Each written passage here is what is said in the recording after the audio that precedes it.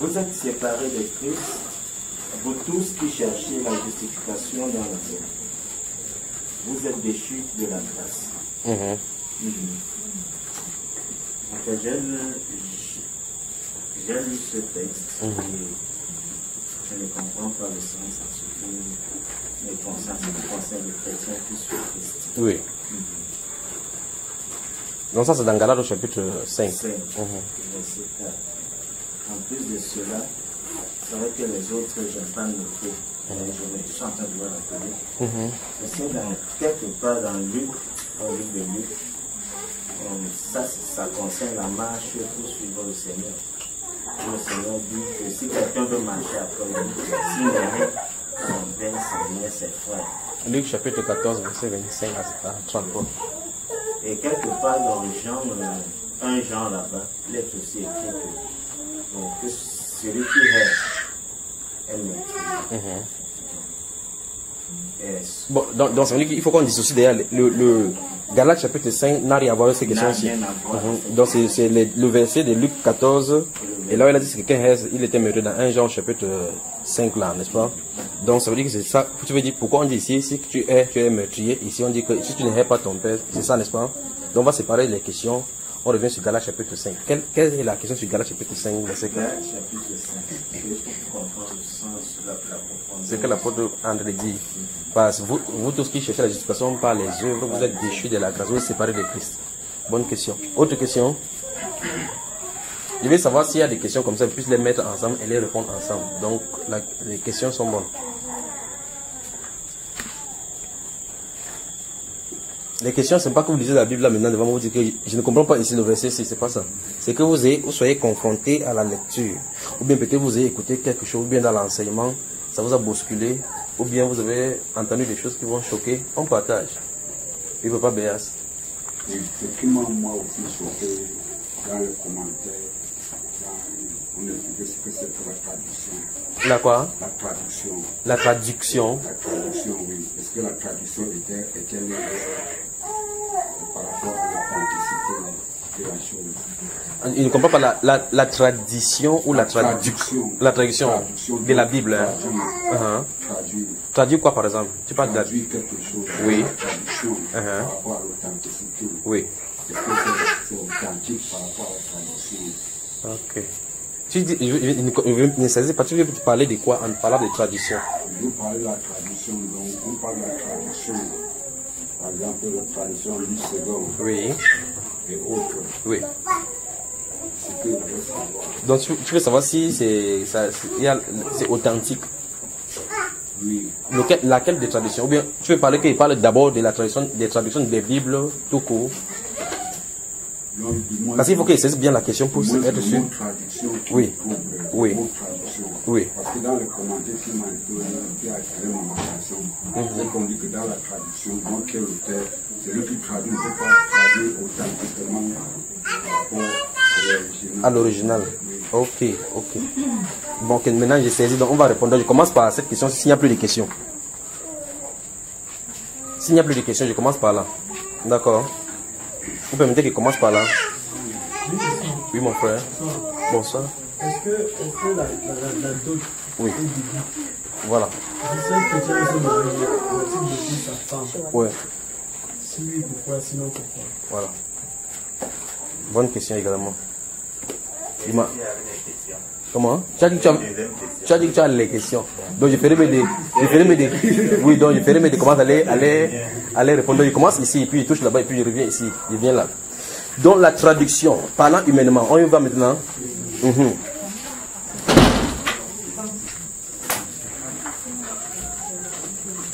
Il croit que Fred donne la chaise à la femme qui a des enfants. Mais c'est quand même curieux. Il y a assez d'espace ici. Voici la chaise qui est assise ici.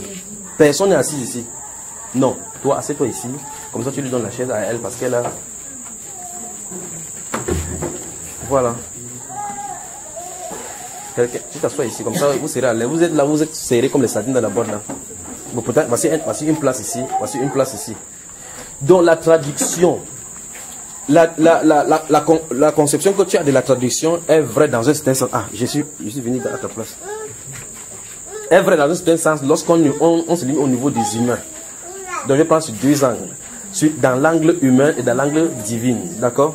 Alors maintenant, voici, je dis quelque chose à ces frères. Je prends un exemple simple. Voici la position de la chaise. Une fois ici, je ne sais pas si tu as dit ça à l'assemblée, quand une fille était assise ici, elle n'était pas bien habillée. Pendant qu'il est prêché, il dit que lève-toi ici, va. La maman là qui est assise là-bas, elle est à sa même position. J'ai dit, il me suis tourné, il dit que c'est vous les femmes âgées qui devraient dire ces choses aux jeunes filles. Pas vrai? Vous vous souvenez, n'est-ce pas? Qu'est-ce qu'elle a compris? Ce qu'elle a compris, c'est que normalement la chaise ici, personne ne doit plus s'asseoir là-dessus.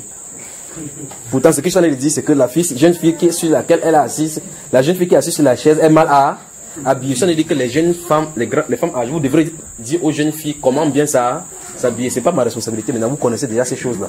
Elle comprend plutôt que désormais, quand quelqu'un vient ici, il faut qu'elle dise que la chaise là, c'est la chaise impôt. Est-ce que vous comprenez ce que ça peut faire? Quel est le problème? C'est l'interprétation de ce que j'ai dit. On appelle donc ça la traduction. Elle a traduit ça en un autre langage. D'accord? Mais est-ce qu'elle a traduit fidèlement ce que ça lui dit? Maintenant, ce soir, elle va dire à quelqu'un, elle va dire mon langage de ce soir, c'est à quelqu'un. Qu'est-ce qu'elle va dire? Que j'ai dit qu'il y a une chaise à l'assemblée où personne ne s'assoit? Est-ce que c'est ce que j'ai dit? Voilà. Donc, sur le plan humain, c'est ceci. Maintenant, si on revient sur le plan de l'origine de la Bible telle qu'on a écrit là, c'est que lorsque le message quitte de Dieu vers l'homme, Dieu s'est fait entendre et a les moyens pour faire à ce qu'on traduise exactement et écrit exactement ce que lui il veut savoir. C'est Dieu. Lui, il est Dieu. Maintenant, si le Saint-Esprit n'était pas là pour faire venir vers cette femme, c'est que ce n'est pas ce que je lui dit, je n'avais aucune capacité pour savoir que c'est ce qu'elle en a de penser derrière. Vous savez, n'est-ce pas? Alors maintenant, quelqu'un va écrire sa chose avec sa pensée derrière. C'est pour cela que la philosophie questionne les choses. Vous dites, je veux, donc je désire quelque chose. On dit qu'interroger cette pensée de ces philosophes. Quand il disait ça, il voulait dire quoi? Vous pouvez être 1000 à dire, mais la personne qui a donné cette pensée-là, lui seul détient la clé de ce qu'il voudrait dire. On se comprend? C'est pour cela qu'il y a aussi les proverbes. On peut donner un proverbe comme ça, tu crois que tu as compris ce qu'on a dit. La personne qui a dit cela, c'est lui qui doit traduire la pensée qui est derrière. Donc il y a donc la traduction littérale, il y a la traduction donc de la pensée. On se comprend? Ok, maintenant.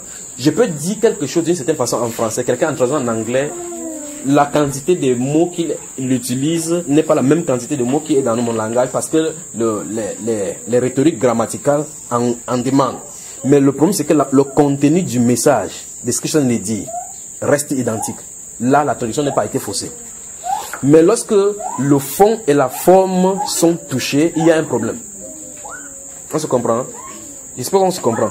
Ça dit que s'il dit quelque chose, tu peux demander à quelqu'un, je ne sais pas combien de patois il y a ici. Si il dit comment on dit chaise, quelqu'un peut dire que, en disant chaise, il utilise 4 mots.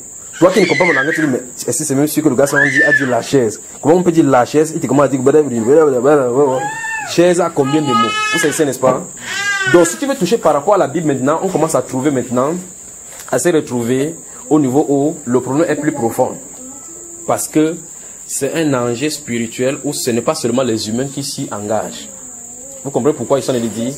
Il dit ceci, si on touche la traduction de la Bible, maintenant, ça touche beaucoup de choses. Ça touche et Dieu et Satan et les hommes, et les agents sataniques et les agents de Dieu. C'est-à-dire quoi? Il y a des Bibles qui sont écrites sous l'influence de Satan.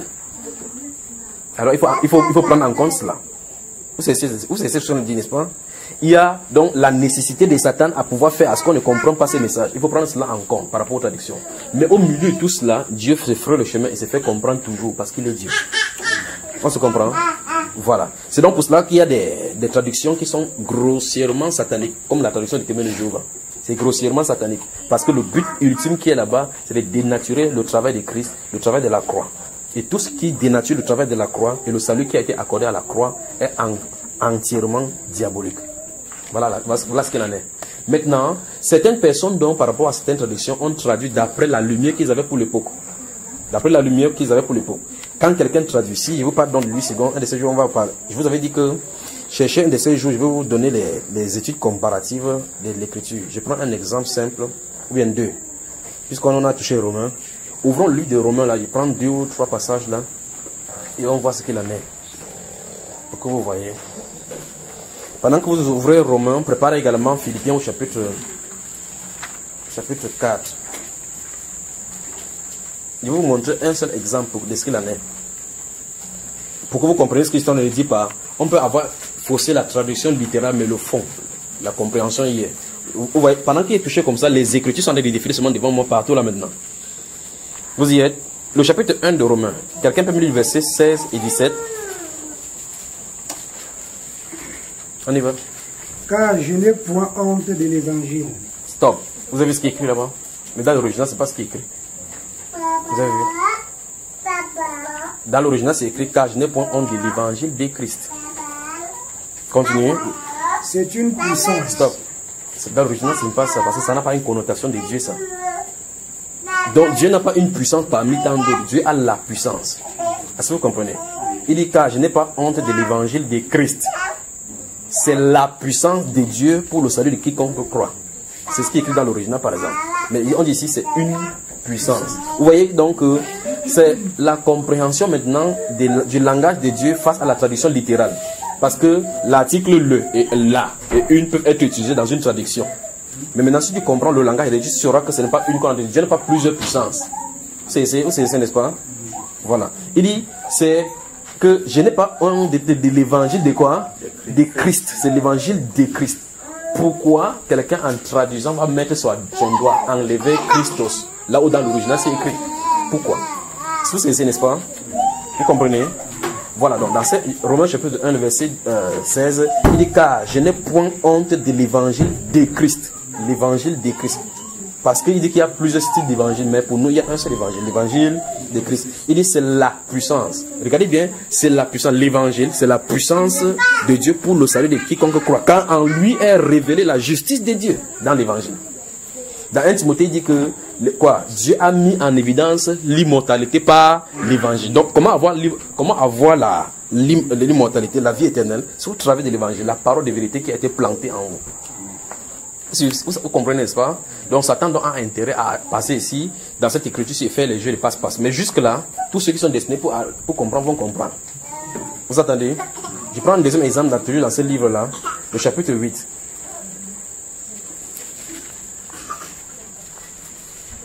Chapitre 8 des Romains. Donc vous voyez, vous avez souvent quand vous êtes dans l'écriture et que l'écriture est en vous, vous causez avec les gens devant vous, vous comprenez que beaucoup de problèmes qui sont causés en milieu chrétien, c'est tout simplement au niveau du fait qu'on n'a pas compris le langage du Seigneur. Lorsque tu comprends le langage du Seigneur, on dit quelque chose qui n'est pas de lui, tu sais. J'ai lu quel livre? J'ai lu chapitre? Chapitre 8. Lisez le verset 1. Il n'y a donc maintenant aucune condamnation pour ceux qui sont en Jésus-Christ. Oui. En effet. Stop. Il y a un problème là maintenant. Même le son même a un problème. Alors, chaque chrétien peut dire maintenant que je suis en Christ, il n'y a plus de condamnation pour moi. Voilà pourquoi les gens peuvent continuer à vivre dans le péché en disant qu'il n'y a plus de condamnation. Mais l'original dit ceci. Il n'y a donc plus maintenant aucune condamnation pour ceux qui sont en Christ, virgule, pour ceux qui ne marchent pas d'après la chair, mais d'après l'esprit. Donc alors, les personnes pour qui il n'y a plus de condamnation est spécifié dans le verset 1, mais là-bas ça ne se trouve pas. Je vous avais dit que prenez des moments où on va travailler. Je vous mets, vous prenez votre Bible. On ne veut pas jeter cela. Quand je dis comme ça, vous mettez avec le bic au-dessus là, comme ça quand vous lisez, vous avez le tableau complet. D'accord? Vous comprenez verset après verset depuis la Genèse. Verset après, c'est un travail de longue haleine. On écrit, on met le bic là où il faut mettre, on avance là où il faut mettre, là où il faut mettre, là où il faut mettre. Je ne peux pas vous demander de jeter. Je vous avais pris un exemple simple. Dans Genèse chapitre 1. Qui est-ce qui a le livre Louis II de ce qui est blanc là? Voilà, prenez encore un autre exemple. Ne fermez pas Romains aussi. Bon, je crois que je vous ai montré ce qu'il est là. On dit donc dans ces Romains 8, verset 1, il dit il n'y a donc plus maintenant aucune condamnation. Regarde, Louis II dit pour ceux qui sont en Christ Jésus. Vous voyez? Si on s'arrête là, les gens qui disent que nous sommes sous la grâce ont raison. Mais le verset continue en disant virgule, pour ceux qui ne marchent pas d'après la chair, mais d'après l'esprit. Donc ça commence à comprendre la chose. Est-ce que vous comprenez? Ça commence à... Vous mettez ensemble les versets. L'heure vient et l'heure va venir où les vrais adorateurs adorent Dieu en esprit. Si on a donc été reçu l'esprit de Dieu, on ne peut plus sous... Comme Hébreux chapitre 10 le dit, que non, ne faites pas ça, ne luttez pas, d'accord? Ne luttez pas, ne me perturbez pas. Dans le livre d'Hébreux chapitre 10, il dit que si dans la loi de Moïse, les gens meurent sur la déposition sur 2 ou 3 témoins, n'est-ce pas? De quel pire châtiment pensez-vous sera juste celui qui aura au travers l'esprit de grâce? Donc si ces versets sont écrits, vous commencez à mettre les versets ensemble, ça va faire l'état ensemble que vous comprenez la définition de la grâce selon Tite chapitre 2, verset 11 à suivant là, verset 13, où il dit que la grâce source de salut pour tous les hommes a été manifestée. Elle nous enseigne à renoncer au convoitisme mondain. Donc ça veut dire que ceux qui sont sous la grâce doivent comprendre la gravité du marché dans le péché. Et c'est ce que Romains chapitre 6, là, on va y revenir là maintenant. Vous voyez là, n'est-ce pas? Donc dans Romains chapitre 6, on met en évidence le fait que chapitre 6, verset 1, il dit quoi donc? Demeurons-nous dans le péché parce que la grâce abonde, loin des... Dans ces cas, c'est un non-sens de dire que quelqu'un dise, tu prêches par rapport à la sainteté, dit que nous sommes sous la grâce, jusqu'à tout payer. Il a tout payé. Si tu sais vraiment qu'il a tout payé, tu n'as plus vivre dans le péché parce qu'il a payé pour cela, puisqu'il ne viendra plus à la croix pour cela. Vous savez, n'est-ce pas? Donc voilà les choses qui ont été empruntées. Maintenant, il dit que vous allez dans quel livre? Genèse maintenant, chapitre 1. Vous y êtes. Donc, ceux qui m'a montré la Bible blanche là, souvenez-vous, c'est toujours Louis II. Ah, je crois que vous permettez qu'il parle dans ce domaine-ci particulièrement avant de revenir à la question, n'est-ce pas? Dans le chapitre, ouais, c'est toi qui lis depuis ici, c'est toi qui lis. Donc, lis le verset 2 ici, ça c'est Louis II toujours. Ça c'est Louis II 1910. Lis le verset 2. La terre était informe et vide. Stop. Lis là-bas à haute voix, verset 2. La terre n'était pas que chaos. Chaos, tu parles. C'est chaos. Alors, je relis encore. La terre n'était que... La terre n'était que chaos. Chaos. Chaos, ça veut dire quoi? Chaos, ça veut dire désarroi. Dodo, oui encore? Le désordre. Maintenant, allons-y. La terre était informe et vide. Stoppons là-bas. Qu'est-ce que informe veut dire? Sans forme. Là-bas, tu as dit c'était comment? Tu vois, le sens de Dieu, voilà ça. Ici, ce n'est pas ce que la Bible a dit. Donc, c'est du désordre qui était sur la terre. Il faut que Dieu vienne mettre l'ordre. Est-ce que vous comprenez maintenant? Alors, c'est passé Louis II. Voilà Louis II. Mais là-bas, Louis II a raison là-bas, n'a pas raison ici. Mais Louis II, c'est toujours la tradition Louis II. Oh, ceci, c'est quoi, c'est en 2001 là? C'est la 2000 ou 2001 ici. Est-ce que vous voyez le problème? Maintenant, observez encore quelque chose pour que vous voyez les choses que sont dit, les dangers. Ouvre 1 Corinthiens chapitre 14 là-bas, mon cher. Ouvre 1 Corinthiens chapitre 14 ici. Ouvrez 1 Corinthiens chapitre 14. Je vais vous montrer quelque chose. Vous allez voir quelque chose. C'est que l'autre exemple de ce que vous voulez dire tout à l'heure. On va aller dans Philippiens. Je vous demande de préparer Philippiens au chapitre 4, n'est-ce pas? Après 1 Timothée chapitre 3. Ok. Papa, bien sûr, trouver 1 Corinthiens chapitre 14. Ok, maintenant, regardez, suivez-moi attentivement. Toi, ferme ta version. Ferme la partie dont je vais te demander de lire parce qu'il faut pas que tu sois influencé. Maintenant, lis-nous le verset 26, frère Ferrand. Souvenez-vous, vous tous, dans d'autres versions, suivez attentivement le verset 26. Allons-y. Que faire donc, frères, lorsque vous vous assemblez, les uns ou les autres parmi vous ont-ils un cantique? Stoppons donc là-bas. Lis la même chose qu'il a dit. Écoutez très bien. Gardez vos oreilles ouvertes. Allons-y. Que faire donc, frères et sœurs? À haute voix. Que faire donc, frères et sœurs? Stoppons là-bas. Vous avez vu ce qui est écrit? Lorsqu'on met frères et sœurs, le verset qu'on va citer là-bas, il y aura l'enseignement. Donc, cette personne-ci, cette nouvelle tradition veut pousser les femmes à enseigner. Et si on dit que fait donc frère, quelques-uns parmi vous, les uns ou les autres ont-ils des cantiques, un cantique, une exhortation, un enseignement, que tout se passe en ordre. Là-bas, on ajoute maintenant frère et sœur. Quand tu ajoutes frère et sœur, tu vas trouver l'enseignement en bas, donc la sœur peut enseigner. Vous voyez ce qu'il en est par rapport à ça? Je peux prendre comme ça des milliers là maintenant, des milliers. Ça, c'est uniquement entre Louis II et Louis II. Je ne suis pas encore sorti entre Louis II, King James, Standard Version, New International Version et autre chose. Tradition Martin, Bible Courant, Shuraki, Ferra Fenton, ainsi de suite. Je ne suis pas encore là-bas. Ça, c'est Louis II et Louis II. Alors, d'où vient-il que dans le grec, il n'est nulle part écrit Genao pour une femme? Quelqu'un prend la main en français, il met sœur sur ça. Où est-ce qu'il y a derrière? Philippiens chapitre 4. Donc je suis en train de répondre à la question de papa Jean. Le moment va arriver, on va parler ici plus en profondeur et puis vous allez voir ce qu'il en est. La question maintenant c'est, vous arrivez à ce niveau-ci, vous dites quelle traduction utiliser? J'utilise toutes les traductions, toutes. Parce que je suis appelé à ce ministère-ci. Pour qu'il puisse enseigner quelqu'un là où il a tort, il faut qu'il comprenne effectivement là où il y a le tort. Vous savez, n'est-ce pas? Je ne vous dis pas que d'aller faire les traductions, c'est que les nerfs vont vous sortir dans la tête. Le problème maintenant, c'est que cherchez la face de Dieu comme le message est sorti. Cherchez seulement sa face. Quand vous avez la face de Dieu, vous entendez son langage. Vous lisez la Bible, vous comprenez ce que lui voulait dire. Parce que c'est la voix du Seigneur. C'est là où il parle sans ambiguïté. Vous savez, n'est-ce pas, frère? Donc n'allez pas dire que si quelqu'un vous dit que voici la meilleure traduction, c'est un faussaire. Vous prenez n'importe quelle traduction, vous montrez qu'il y a les erreurs. Ce n'est pas l'erreur de Dieu, c'est l'homme là. Parce que voici un exemple simple. Comment il n'y a pas de sœur là-bas? Quelqu'un va mettre sœur. Parce qu'il y a une doctrine tendancieuse qui, depuis un certain temps, est en train de sortir que la femme peut enseigner. Alors la femme, maintenant, si vous prenez n'importe quelle femme, elle va te dire maintenant que dans lui second, il peut te montrer dans lui second, ça se trouve. Il va te montrer là-bas. Tu auras la bouche fermée. Mais même si quelqu'un te ferme la bouche avec ces versets-ci, il n'en est même pas moins que dès le départ, la femme n'enseigne pas. Ce n'est pas en 2 minutes qu'on va traduire, donner une version traduite. Souvenez-vous de tout ça, il vous avait dit ici une fois que le principe de la révision de la Bible, c'est pour diluer la parole de Dieu. Vous vous souvenez, n'est-ce pas? Et je vous avais dit ici que le moment d'arriver, pendant qu'on est en train de prêcher ces jours-là, il dit qu'il y a des gens qui sont réunis quelque part en train de chercher une traduction unique que même le gouvernement va accepter. Pas vrai? La religion unique. La religion unique. On va diluer, on va seulement mettre les mots. Là où vous avez vu Jésus-Christ Seigneur, là, vous allez commencer à voir dans cette tradition, vous allez voir seulement le Christ. Le Christ. Parce que Christ n'a pas de signification, parce qu'on dit seulement que Christ est en vous. Christ veut dire tout simplement ouin. On dit que chacun est un Messie. Chacun est un Dieu, vous avez Dieu en vous. Ne cherchez pas Dieu quelque part, il est en vous, en chacun de nous. Dieu c'est toi, Dieu c'est moi. Vous allez voir cette Bible-là sortir.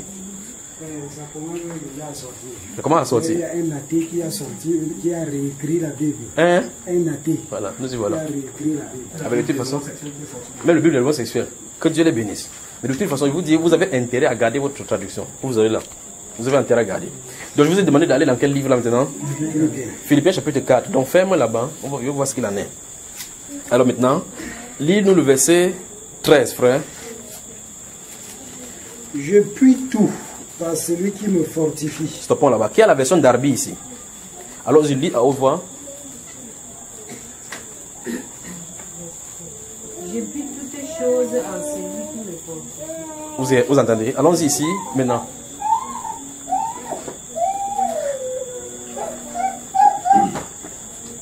Frères et sœurs, Vous entendez? je n'estime pas Vous avez entendu, même si ce n'est pas là-bas qu'ils veulent lire. Mais vous entendez déjà ce qui est écrit, non? C'est quoi? C'est frère et sœur. Maintenant, c'est grave. On rit comme ça. Chaque fois, vous voyez, chaque fois que je suis sur les antennes, je suis virulent parce que je sais quel mal Satan est de faire. C'est pour ça qu'il dit que même s'il a fait l'erreur en tombant sur une autre page, c'est notre verset que ce n'est pas le verset. C'est toujours frère et sœur qui est là-bas. Ok, donc chapitre 4, donc verset 14, lis-nous le verset 13, donc. je peux tout par celui qui me fortifie. Voilà. Ok, non, ok, hein? Je peux tout par celui qui me fortifie. Christ. Voilà. En fait, ils ont amélioré. C'est ça, c'est lui qui compte toujours. En réalité, c'est lui qui est écrit ici dans la traduction, c'est Christos. Christos est différent en grec de Houstos. Houstos, c'est lui. Christos, quand tu vois Christ, Jesus Christos, c'est normal que tu mets Jésus-Christ. Quelqu'un traduit ici Jésus, Christ, il met Christ. Arrivé là-bas, il met c'est lui. Quelle est l'intention de cette personne? Alors, les gens de doctrine de Dieu, je peux prendre ces versets-ci. Il dit que je plutôt par celui qui me fortifie. Celui peut être le Dieu de l'univers, ça peut être la conscience universelle. Est-ce que vous comprenez? Donc, ici, il a modifié. Il a dit que par celui qui me fortifie. Après, il dit Christ. 1 Timothée, chapitre 3. Ah, papa, bien sûr, on a de comprendre ce que je suis en train de dire depuis. Voilà. Donc, merci pour la question. Donc, il finit, il va balancer, il va me balader avec les questions là. Que Dieu vous bénisse. Que Dieu vous bénisse. Donc, je ne dois pas c'est seulement les questions qui vais répondre parce que vous avez posé la question. Parce que vous avez déjà partagé la parole. Je ne vais pas ajouter des choses plus lourdes. Parce que si elles sont là, ça risque d'être lourd et que ça efface donc ce que vous avez reçu dès le départ. Donc, je réponds seulement à ces questions. C'est d'accord? Vous ne savez pas quel mal Satan a fait à l'église. Vous êtes dans 1 Timothée 3. Ok. Maintenant, alors rentrons dans Genèse. Ne fermez pas ceci, je vais vous montrer quelque chose encore. Rentrons dans Genèse. Genèse chapitre 22.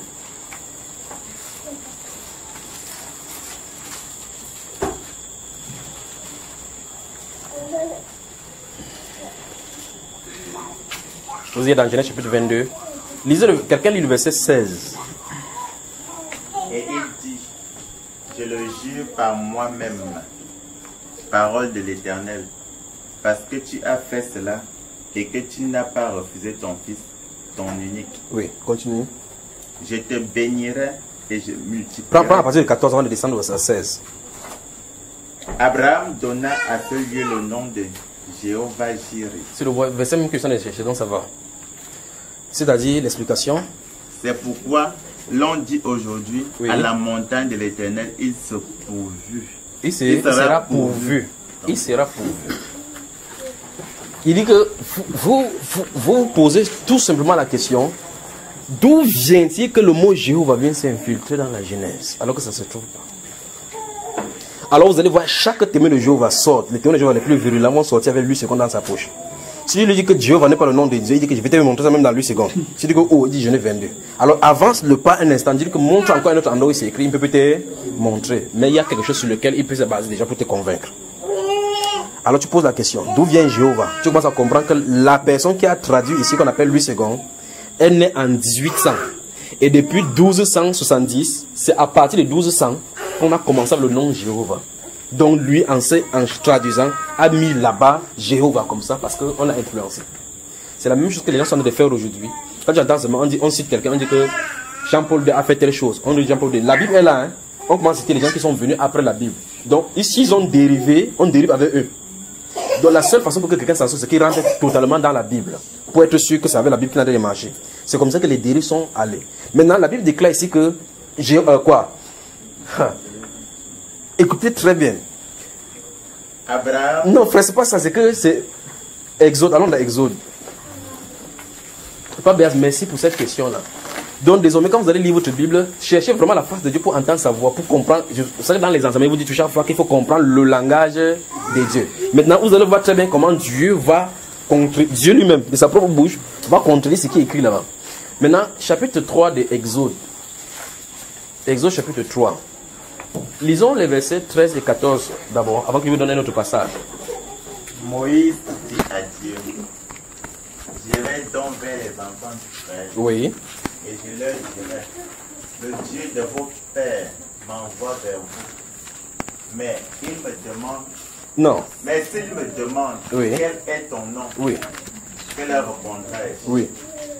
Dieu dit à Moïse, Oui. je suis celui qui suis. Oui. Et il ajouta, c'est ainsi que tu répondras aux enfants d'Israël. Amen. Amen. Voilà. Dieu, c'est quelqu'un qui se révèle. Et la révélation de Dieu était progressive et est toujours progressive jusqu'à son sommet qui est Yehoshua, Amashia, Jésus-Christ de Nazareth. Il s'est révélé là-bas. Il n'y a plus de révélation autre que lui. Donc Dieu a commencé à progressivement se révéler depuis la Genèse jusqu'au niveau de, comme vous disiez dans Hébreux chapitre 1, là, le verset 1, au commencement, Dieu nous a parlé enseignement par les prophètes. Tu fais mieux de ne pas dormir comme ça, tu viens d'arriver, hein, Papa Joe. Donc, maintenant, il s'est révélé dans le Fils Jésus-Christ. Donc, c'est lui le Dieu véritable et la vie éternelle. Donc, tout ce qu'il voulait raconter là, c'était pour arriver à lui. Donc, c'est le point final là-bas. Vous comprenez? Donc, Moïse est convoqué par Dieu à la montagne pour être envoyé pour retirer les enfants en Israël. Moïse, les questions qui sont là, c'est parce qu'on n'a pas le temps. J'entrerai dans les questions de Moïse pour que vous compreniez ce qu'il en est avec lui et Dieu. C'est-à-dire, pourquoi il a dit Dieu. Comment il peut dire à Dieu que s'il me demande que c'est quel Dieu qui m'a fait, tu lui dis que c'est ceci. Lisez la suite, vous allez voir que personne n'a demandé cela. Est-ce que vous saisissez? Personne n'a demandé. Pourtant, Dieu dit que s'ils ne croient pas ainsi, ils vont croire ceci. Or, Moïse est venu, il a parlé, une fois ils ont cru. Donc, il y a quelque chose de plus profond là-dedans, mais on n'a pas le temps d'entrer là-dedans. Mais il va montrer ceci. Dieu lui dit que je suis celui qui suis. Donc, le je suis, de Jean chapitre 8, verset 58. Donc, il dit, je suis. Parce que c'est celui qui a toujours été et sera toujours. C'est quelqu'un qui, c'est un être qui est présent. C'est un Dieu qui est présent. Ne dormez pas. Ne dormez pas. Donc, voici ce qui se passe. Donc, Dieu lui donne une révélation de sa personne. Mais pas vrai? Il donne un nom. Après, il dit au verset 15 là-bas que voilà mon nom pour l'éternité, de génération en génération. Avançons dans Genèse, dans Exode chapitre 6. Vous permettez qu'on voyage dans la parole comme ça? Ok. Exode chapitre 6. Lisons les 3 premiers versets. Allons-y. Qui va lire alors donc? Le Seigneur dit à Moïse. Oui, écoutez très attentivement. Tu verras maintenant ce que je ferai à Pharaon. Oui. Une main puissante le forcera à les laisser aller. Oui. Une main puissante le forcera à les chasser de son pays. Oui. Dieu parla encore à Moïse. Écoutez bien, écoutez très attentivement maintenant ce que Dieu va dire. Écoutez bien le langage du Seigneur. Allons-y. Il lui dit, je suis l'Éternel. Oui. Je suis apparu à Abraham, à Isaac et à Jacob comme le Dieu Tout-Puissant. Stop. Vous avez vu la révélation de ce qu'il vient de dire? Donc, ça veut dire que Abraham ne connaissait pas le nom YHWH. C'est Dieu qui vient de dire cela. C'est que quelqu'un a traduit là-bas par Jéhovah. Parce qu'il dit qu'Abraham a donné ce nom, c'est ce qui est écrit là-bas. Qu'Abraham a donné le nom de Jéhovah Jireh. Car il est dit à la montagne de l'Éternel, il sera pourvu. Donc Jéhovah Jireh, c'est pour ça que vous entendez les gens chanter Jéhovah Jireh, il est mon papa. Et vous chantez un autre Dieu là, c'est pas le Dieu de la Bible. Le son est bon, ça donne les chairs d'épaule, mais même vous Shakira aussi fait la même chose. Il a dit clairement que Abraham, Isaac et Jacob l'ont connu comme le Dieu tout-puissant. En hébreu, son nom c'est El Shaddai. Donc ça ne peut pas être Jéhovah. Alors je pose la question. Qu'est-ce qui a fait que quelqu'un prend son bic pour écrire Jéhovah Jireh? Donc il y a un enseignement derrière par rapport à cela. Même pour 3 heures de temps. On va y revenir. Donc voilà autant de choses. Il dit, je peux aller dans la Bible, je me balade dans la Bible, vous montre comme ça 1000, même 2000 choses. 2000. Il dit ça encore, c'est seulement 8 secondes. Je ne peux pas encore toucher l'autre là. Il n'est pas encore touché. Vous avez vu ça, frère? Donc c'est Dieu qui a ouvert sa bouche pour dire qu'Abraham ne connaissait pas ce nom là. Mais quelqu'un, vous en êtes dans Genèse, ça se trouve là-bas. Si vous n'avez pas la parole habitant ici, je vais te présenter, donc il y a Jéhovah dans la Bible. Ta bouche va se fermer parce que tu vas voir dans ta Bible, c'est dans ta Bible. Il va dire que soit tu rejettes ta Bible, soit tu crois que le nom de Dieu c'est Jéhovah. Qu'est-ce que tu vas faire? D'accord? Donc voici donc un nom, Jéhovah. Vous demandez. La franc-maçonnerie a 33 degrés d'initiation.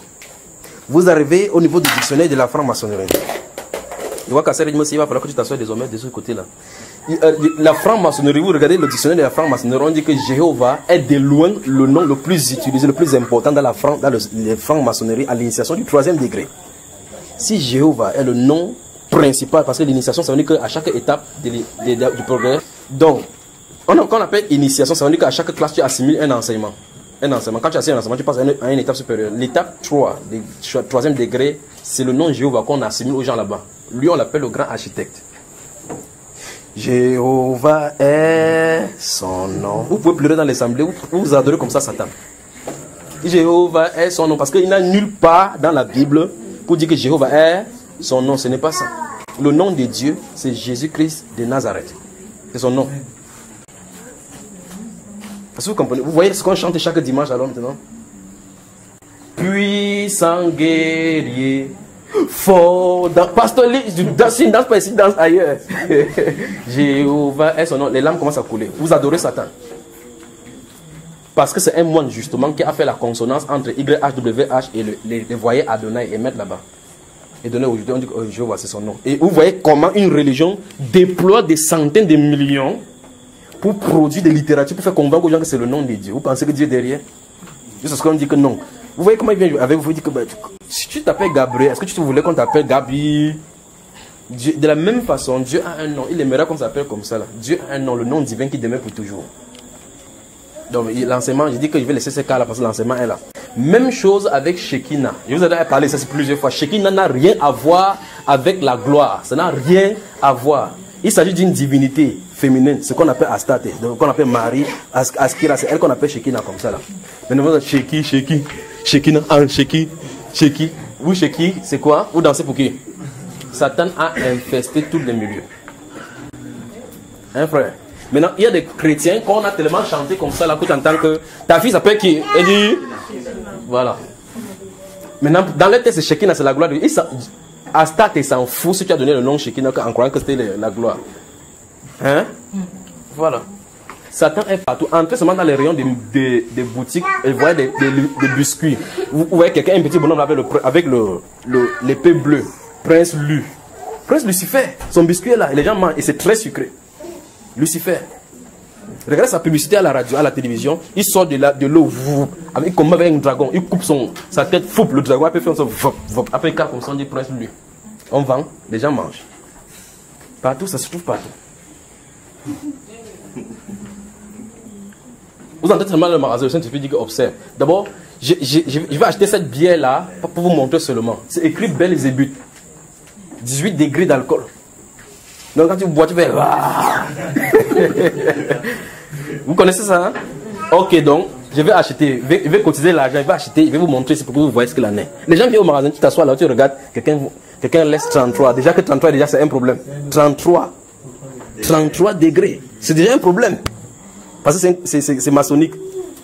Il arrive à y chercher Belzébuth. Avec les comptes là-bas, avec des trucs comme ça, c'est ça qu'il prend. Il va payer 3000, une petite bouteille comme ça. Qu'est-ce qu'il y a derrière? Ça, c'est normal pour que ce soit dans le monde. Mais je dis, ce qui est grave, c'est que lorsqu'on se trouve dans notre milieu comme ça, on commence à donner le nom aux chrétiens. Jéhovah, on t'insiste. Il faut que tu chantes par-ci pour qu'à force de répéter, tu admets sans te rendre compte. Shekina. Tu dis Shekina, c'est quoi? Chaque personne individuellement, poser des questions à n'importe quelle personne que Shekina, c'est quoi? Il va te dire, c'est là. Dis, va dans la Bible, dans l'hébreu, montre où Shekina, c'est la gloire. Personne peut te dire, Shekina, c'est un mot féminin et c'est un nom. Dans le Coran même, ça se trouve. C'est Sakina là-bas. Ils savent que c'est une divinité diabolique. Dans le Coran, ça se trouve. Cette divinité-là se trouve dans le Coran. Donc, je crois que c'est bon. Non, alors, finissons en 1 Timothée 3. Si c'est concret seulement dans les trucs de tradition, vous aimez faire dire des choses ici. 1 Timothée chapitre 3. Donc vous qui avez l'argent des Bibles ici, vous faites le mieux de changer ça, changer. C'est pour ça que c'était moins cher quand c'est sorti, 1000 francs. Pour que vous ayez ça bien. Donc 1 Timothée 3, vous y êtes? Vous y êtes? Ok. Maintenant, tu y es frère? Lis-moi le verset 3 ici. Après on va lire dans le livre de Darby là. Verset 16. Allons-y. Et sans contredit, oui. Le mystère de la piété est grand. Stop. On commence à dire mystère. Souvenez-vous, on a traité le cas des mystères de la Bible ici, n'est-ce pas? On avait traité le cas des mystères de la Bible, du Nouveau Testament particulièrement. Il dit le mystère de la piété est grand. Après il dit... C'est lui qui a... Vous entendez ce qu'on dit là? Le mystère de la piété. Le mystère de la piété. Le mystère, comment faire pour que l'homme vive la vie de Christ? C'est terrible. Le mystère de la piété. Donc, le saint secret qui était en Dieu, comment il fallait qu'il fasse pour que les hommes puissent vivre comme il veut qu'on vive. C'est un mystère. Donc Dieu dans son plan avait un plan dans son dessein. C'est bavardé là, ça bavarde là. Dieu dans son cœur, lorsqu'il a fondé le monde, avait un plan pour faire que l'homme participe à son œuvre. Mais l'homme est pécheur. Comment lui qui est saint? Parce que saint ça veut dire séparé. Comment il est saint va faire que les gens viennent à lui? Il y a un mystère. Un mystère qui devait mettre un pont entre les deux. Et ce mystère c'est que Dieu devait lui-même venir dans la chair pour être le sacrifice, pour racheter l'homme à lui-même. On y va? Alors, dans 2 Corinthiens chapitre 5 verset 19 dit, car nous sommes les ambassadeurs de Christ, comme si Dieu était par nous, soyez réconciliés à Dieu. Dieu était en Christ, réconcilier le monde avec lui-même en imputant point aux hommes leur offense. Et il a mis en nous les paroles de la réconciliation. Regardez bien, regardez bien. Maintenant ici on dit que, et sans contredit, le mystère de la piété est grand. Il dit celui qui a été, regardez, celui qui a été manifesté en chair, virgule, justifié par l'esprit. On parle de qui ici? De Christ. Mais on a dit pourquoi on a mis celui. Maintenant, lisons dans le livre de David. Écoutez bien, c'est plus grave. Dans le livre de David, c'est écrit quoi? Et sans contredit, le mystère de la piété est grand. Dieu a été manifesté en chair. Quel est l'intérêt pour que quelqu'un mette celui à la place de Dieu? Parce qu'en lisant ça, tu sais effectivement que la personne de Jésus, que c'est Dieu qui était dans la chair. Emmanuel. Or, vous allez dans l'original, vous voyez que c'est clairement écrit Théos. Donc, et Théos, ça veut dire Dieu. Comment quelqu'un peut traduire Théos par celui? Quel est l'intérêt? La divinité de Jésus est en train d'être diminuée, diluée. Voilà le but. Il faut qu'on ne sache pas que Jésus est Dieu. Alors ils peuvent sortir avec les fausses doctrines telles que il y a Dieu le Père, Dieu le Fils, Dieu le Saint-Esprit. Mais les trois, c'est un mystère, c'est un. Il n'y a pas un mystère de la Trinité. Il n'y a nulle part le mystère comme ça de la Trinité. Il n'y a pas de mystère de la Sainte Trinité. Ça n'existe pas. Dieu a ses mystères dans la Bible. Ce mystère, c'est que Dieu est venu se faire homme. Point. C'est ce qui est écrit ici. C'est l'un des mystères de la Bible. On dit que la Sainte Trinité c'est un mystère. Ce n'est pas c'est leur dogme. Ce n'est pas dans la Bible. Il n'y a pas de Sainte Trinité dans la Bible. Ce n'est pas biblique. Il n'y a pas de mystère de la Sainte Trinité. Il y a le mystère de la piété. Ce mystère de la piété, c'est que le Dieu qui a créé les cieux et la terre, dont nous avons lu tout à l'heure là, qui parlait avec Moïse, s'est incarné dans un corps humain, marché au milieu de nous pour mourir, pour que les gens reviennent à lui. Voilà le mystère de la piété. Est-ce que vous comprenez? Alors, je vais seulement parler par rapport à la traduction pour que vous voyez comment il a posé la question. Il dit, je peux aller comme ça de façon indéfinie sur ce que demain nous trouve ici. Amen. Donc, que Dieu vous bénisse. Merci pour cette question. Donc, je continue avec les questions. Je prends la question des frères. Je crois que, puisqu'on est dans les Écritures, l'autre là est facile, donc on prend ceci. La question, c'est par rapport à Aïe. Donc, effectivement, si vous lisez Luc chapitre 14, le verset 26, La Bible déclare que les grandes foules suivaient Jésus-Christ pour faire route avec lui en Jérusalem. Il s'est tourné vers la foule, il a dit, si quelqu'un vient à moi, s'il vous plaît, faites que les enfants, donnez aux enfants ce que les enfants veulent. Il s'est tourné, il a donc dit, si quelqu'un vient à moi et qui n'est son père, sa mère, c'est fait, ainsi de suite, il ne peut être mon disciple. Ça, c'est Jésus-Christ de Nazareth qui ouvre sa bouche pour le dire. Et dans 1 Jean, au chapitre 5, je vais passer, madame. La Bible déclare, dans le livre de 1 Jean, que celui qui hait son frère est un meurtrier. Et nous savons qu'aucun meurtrier n'a la vie éternelle. C'est ça dont tu parlais, n'est-ce pas? Nous savons qu'aucun meurtrier n'a la vie éternelle. Est-ce que Jésus-Christ, dans son enseignement, est en train de dire que tu dois détester tes parents, dans le livre de Luc? Donc ce n'est pas ça dont il est en train de parler. Bien que les mots haïs soient utilisés. Jésus-Christ est en train de mettre la comparaison au niveau du piédestal où s'il y a des décisions à prendre entre ton père et lui, si tu prends le parti de ton père, alors tu n'es pas digne de lui. C'est dans ce sens qu'il a de parler. Nous sommes d'accord là-dessus, n'est-ce pas? Il ne dit pas seulement que désormais j'ai haï mon père, maintenant je suis chrétien. C'est pas ça dont il a parlé. Parce que l'enseignement biblique dit que si quelqu'un n'a pas soin des siens, et principalement ceux de sa maison, il a régné la foi. Il est plus qu'un infidèle. On se comprend? Voilà, donc c'est l'enseignement biblique là-bas. Donc on doit prendre soin de sa famille. Puisque Jésus reproche aux pharisiens en disant dans Marc chapitre 7, il dit que il est écrit telle chose, mais vous vous dites ceci, que ce que je devais faire à mes parents est corban, c'est-à-dire offrande pour Dieu. Vous annulez ainsi pour qu'ils ne fassent plus quelque chose pour leurs parents. Donc Jésus connaît l'enseignement pour les parents. Donc il ne s'agit pas de haïr autant de les détester. C'est qu'au niveau du choix, quand il faut choisir, il faut que Christ soit la priorité. C'est ce qu'il a dit. S'il n'est pas prioritaire, alors tu n'es pas son disciple.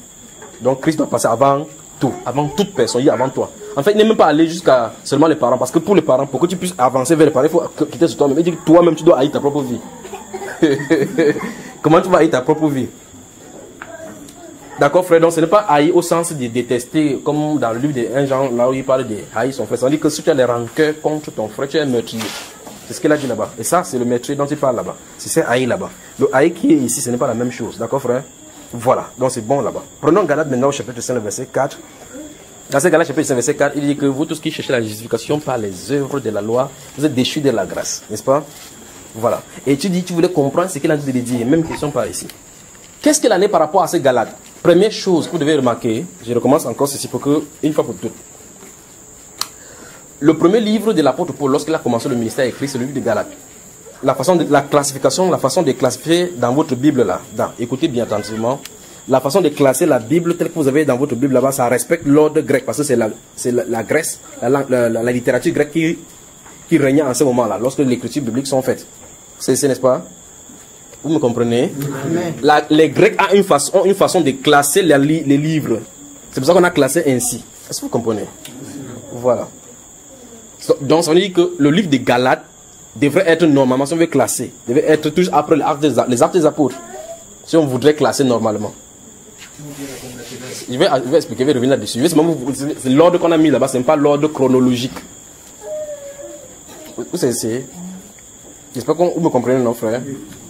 Voilà. Donc maintenant, c'est le premier livre de l'apôtre Paul. Et l'apôtre Paul est en train d'écrire pour pallier à une situation. Depuis le chapitre 1 du livre au verset 6, il dit que, je vous écris ces choses-ci, il dit que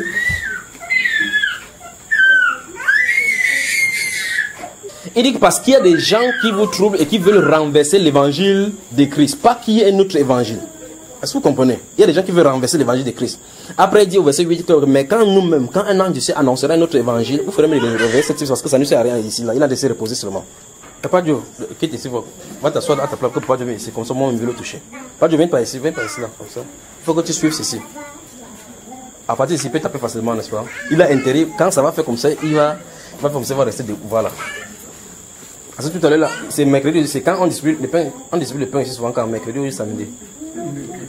Nous sommes d'accord que lorsqu'on prêche comme ça, on peut dormir, mais quand il n'y a jamais eu de moment ici où tu es venu vers quelqu'un pour donner le pain ou bien la bouillie, la personne de dormir, non? Chacun est éveillé pour être sûr que le lait ne l'esquive pas. Donc je dis donc, au verset 8 donc, de Galates chapitre 1, il dit que, mais quand nous-mêmes, quand bien même un ange du ciel annoncerait un autre évangile, autre que nous avons annoncé, qui soit anathème. Et au verset 9, il réitère encore, je le dis, comme je l'ai dit précédemment, que si quelqu'un vous annonce un autre évangile, autre que ce qui a été prêché, qu'il soit anathème. Qu'est-ce qui était prêché et qu'est-ce que les autres personnes venaient de prêcher? Je vais partir depuis là pour aller au chapitre 5. D'accord? Ok, maintenant, le verset, chapitre 3, à partir du verset 1, il dit, ô Galates dépourvus d'essence, qui vous a fasciné? Le mot grec là-bas, c'est ensorcelé. Ensorcelé. Qui vous a ensorcelé? Aux yeux de qui Christ a-t-il été peint comme crucifié? Il dit, après avoir commencé par l'esprit, voulez-vous achever maintenant par la chair? Il dit, celui qui accomplit les miracles parmi vous, le fait-il à cause des œuvres de la loi ou bien les œuvres par la foi? C'est ce qu'il a déposé comme question. Donc l'apôtre Paul avait prêché Christ et Christ crucifié. Les gens ont cru au salut par la foi en Jésus-Christ. Amen. Certaines personnes sont venues donc prêcher que c'est pas suffisant. Il faut que tu te fasses circoncis parce que vous êtes les païens. Parce que les Galates sont des païens. Ils croient au Dieu des Hébreux. Les autres personnes qui étaient parmi les Hébreux sont venues leur prêcher que non. Il y a des coutumes de Moïse qu'il faut respecter. Alors il faut que vous fassiez circoncis. L'apôtre Paul écrit pour dire non, c'est pas ça. Tout ce qui est écrit dans les livres des œuvres de Moïse, c'est pour annoncer quelque chose à venir qui s'accomplit en Christ. Ceux qui se croient, ils ne vont plus revenir là-dessus. Ils avancent seulement avec le Christ. Comprenez ça? C'est pour ça qu'au chapitre 1, chapitre 5, donc, le verset 1, il va commencer à parler de cette séparation avec la loi. Que j'ai dit et je le dis encore, je proteste pour ceux qui veulent se faire circoncis, qui sont tenus d'observer toute la loi. C'est ce qu'il a dit. Tu comprends ça, frère? Alors après, ils insistent seulement que si vous tenez ferme en disant que je vais me faire circoncis, alors sache que tu veux te faire justifier. Tu crois que c'est en faisant cette chose que Moïse a ordonné que tu es en train d'être justifié. Il dit que c'est que la grâce n'est pas pour toi. D'accord, frère? J'espère que ça se comprend. Donc, il parlait comme ça des gens qui voulaient obéir à la loi de Moïse pour être sauvés. Or, on est sauvé par la grâce, par le moyen de la foi en Jésus-Christ de Nazareth. Du fait qu'il ait accompli ces choses à la croix pour nous. Alors, dans ce cas, en mettant la foi là-bas, on est sauvé. Sans que tu n'aies accompli quoi que ce soit. Parce qu'en réalité, dans le chapitre 15, si vous le voyez, lors de la conférence de Jérusalem, l'apôtre Pierre dit que c'est par la foi que nous croyons être sauvés de même cas. Car Dieu leur a donné le témoignage, leur donne le Saint-Esprit comme à nous au commencement, comme il dit au chapitre 11. Pas vrai? Donc ils n'ont pas fait quelque chose pour que le Saint-Esprit vienne sur eux. Donc ça veut dire que c'est par la foi. Il suffit de croire au Seigneur Jésus-Christ. Voilà, n'est-ce pas? Donc c'est ça qu'il a dit dans Galates chapitre 5, que si vous voulez vous attacher aux œuvres de la loi. D'abord au chapitre 3, verset 13 à 19, il dit au verset 13 que car il est écrit, maudit soit quiconque est pendu au bois. Donc Christ a été fait malédiction pour nous afin que nous soyons justice de Dieu. Donc toutes les malédictions que si Dieu n'obéissait pas à la loi, ça devait être attaché sur toi. Christ l'a accompli à la croix, il l'a cloué. Colossiens 2, 16 à 17 dit quoi? Qu'il a effacé les actes dont les ordonnances nous condamnaient en nous clouant à la croix. Au verset 17 maintenant, il dit quoi? Que maintenant, que personne, sur aucune apparence des anges qui s'abandonnent à ces visions, ne vous ravit à son gré les causes, alors que vous s'abandonnez à ces visions. Car le corps est en Christ. On ne vous condamne pas au niveau des fêtes, des sujets, de quoi que ce soit. Il dit ça. Ou bien au sujet des nouvelles lunes, ou bien des sabbats. C'était l'ombre. C'est quoi l'ombre? Quand ils sont en train de passer, mon ombre est là. Si la lumière pointe avant moi, vous aurez remarqué mon ombre passe. Vous savez que quelqu'un est en train de venir. Si vous voyez quelque chose qui marche comme ça, vous savez que là, il y a danger. Si vous voyez la forme de l'ombre, ça peut signifier la personne qui est en train de venir. Maintenant, si vous imaginez que vous voyez 4 pattes en train de venir dans l'ombre, quand vous tournez, vous voyez une autre personne. Vous savez très bien que cette personne n'est pas normale. Alors l'ombre est en train de poindre à l'horizon quelqu'un qui peut venir, Jésus-Christ. D'accord, frère? Je crois que j'ai fini la question ici, j'ai fini tes deux questions, n'est-ce pas? Tournons-nous ici maintenant dans le livre de Romains, chapitre 6, le verset 4. Donc, dans ce livre de Romains, chapitre 6, avec ça, il faut qu'il brosse d'abord l'histoire des Romains avant d'arriver là-bas. Mais si, nous sommes à 20 heures déjà presque, mais je vais aller rapidement. Si je vais vite, vous voyez que je vais vite, freinez-moi rapidement pour que je rentre en troisième, en deuxième, puis... D'accord? Donc je vais aller doucement en commençant par ici. Donc dans ce Romains, chapitre 6, le verset 4, il dit que si, c'est une condition. Les conditions sont introduites par si. Nous sommes d'accord? C'est ça, on n'a pas dit. Je crois qu'en répondant comme ça n'est pas... Le sommet ne sera pas là.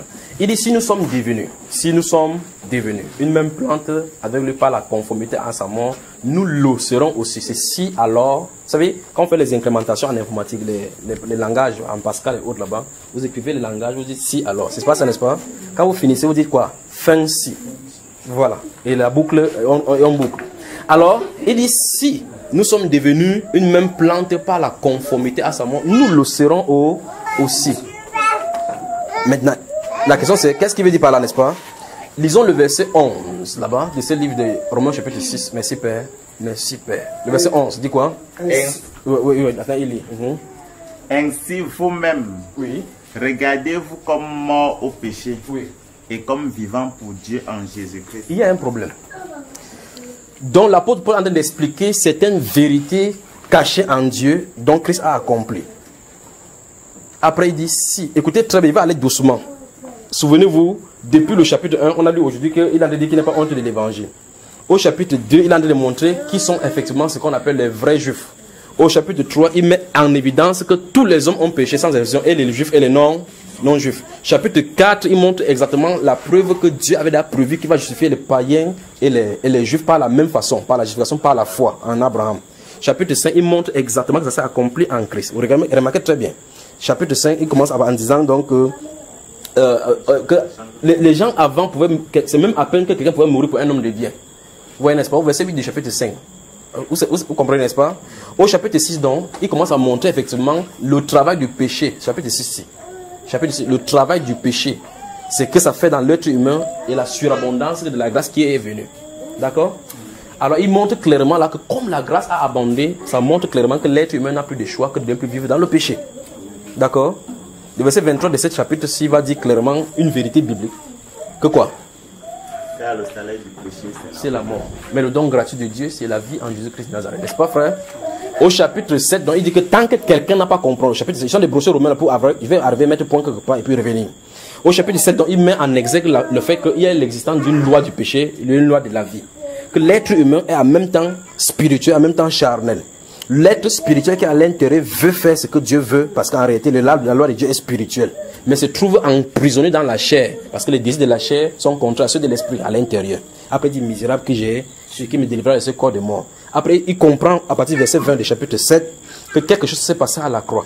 Il dit que grâce soit rendue au Seigneur Jésus-Christ. Quand il a dit grâce soit rendue au Seigneur Jésus-Christ, on dit que la rédemption est uniquement en Jésus-Christ. La solution de tous ces combats, c'est en Jésus-Christ. C'est pourquoi le chapitre 8 commence par il n'y a donc plus maintenant. Donc quand quelqu'un a eu cette victoire-là en Jésus-Christ, il dit qu'à partir du moment-là, il n'y a donc plus maintenant aucune condamnation pour ceux qui sont en Jésus-Christ, pour ceux qui ne marchent pas d'après la chair, mais d'après l'esprit. Donc c'est l'esprit qui est la solution pour ne plus se battre avec le péché. Donc je m'arrête au chapitre 8 là, jusque là. Ok, maintenant, rentrons au chapitre 6 du verset 4. Il dit donc que si vous êtes mort, si vous êtes devenu une même plante, ça veut dire ceci. Il dit pas la conformité en sa mort. Je vais utiliser le langage simple. Si, avec le langage simple, si vous ne comprenez pas, c'est que je ne peux pas savoir comment dire autrement. L'apôtre pouvait dire, si le jour où Christ est allé à la croix, vous êtes allé avec lui, sachez que comme il est sorti de la tombe, vous êtes aussi ressuscité avec lui. C'est ce qu'il a dit de dire. D'accord, frère? Un frère là. Donc, ok, maintenant, regardez par exemple dans Galates chapitre 2, le verset 20. Regardez, Galates chapitre 2, verset 20, il dit quoi? J'ai été crucifié avec. Si je vis, ce n'est plus moi qui. C'est Christ qui vit. Et si je vis maintenant dans la chair, je vis dans la foi au Fils de Dieu qui m'a aimé, qui s'est lui-même livré pour moi. Galates chapitre 2, verset 20. Maintenant, ça commence à poser problème. Ça commence à poser problème. Comment quelqu'un qui n'a pas vu Jésus-Christ dans la chair, c'est l'apôtre Paul, commence à dire qu'il a été crucifié avec lui, que le jour qu'il allait à la croix, il lui était dans. Est-ce que vous comprenez? Il dit, j'ai été, dans Galates chapitre 2, verset 20, j'ai été crucifié avec Jésus-Christ. Et si je vis, ce n'est plus moi qui vis, c'est Christ qui vit en moi. Si je vis maintenant dans la chair, je vis dans la foi au Fils de Dieu qui m'a aimé et qui s'est lui-même livré pour moi. Mais regardez bien, première partie, j'ai été crucifié avec Christ. Vous y êtes? Alors l'apôtre Paul est ici. Il n'a pas vu Jésus-Christ marchant sur la terre. Il était même prêt à tuer ses disciples. Mais maintenant il dit qu'il a été crucifié avec lui. Comment vous pouvez comprendre que quelqu'un qui est après la mort de Jésus-Christ dit qu'il était mort avec Jésus? Colossiens chapitre 3. Donc ce sont des grandes vérités du mystère du salut opéré par le Seigneur Jésus-Christ qui sont révélées là maintenant. Donc je lis ça rapidement. Je crois que j'ai épuisé les questions avant que l'autre ne sorte encore. Donc regardez encore. Souvenez-vous que la condition là-bas c'était si.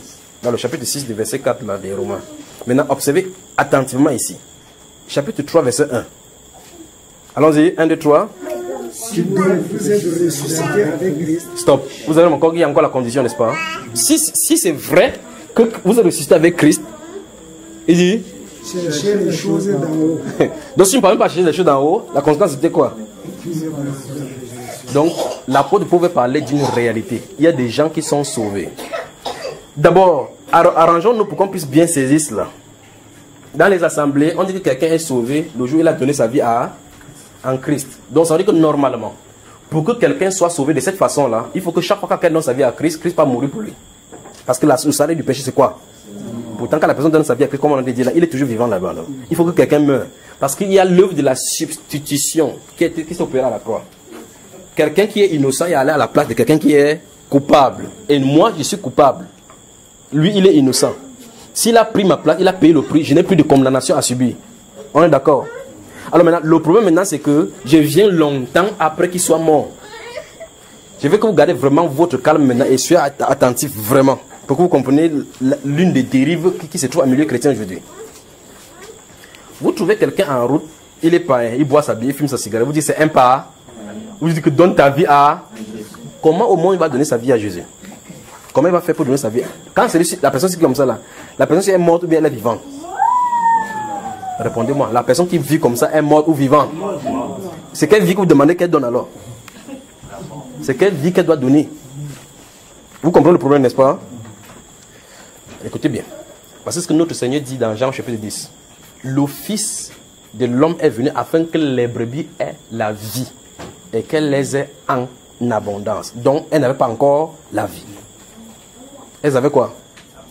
Christ a donc pris la mort pour que sa vie vienne à nous. C'est exactement ce qui est typifié dans le bouc émissaire. Dans le livre de Lévitique, on devait approcher le bouc là-bas, on met la main sur la tête là, on coupe le cou pour que ça fasse transfert. L'innocence de l'agneau va sur toi, la culpabilité va sur l'agneau.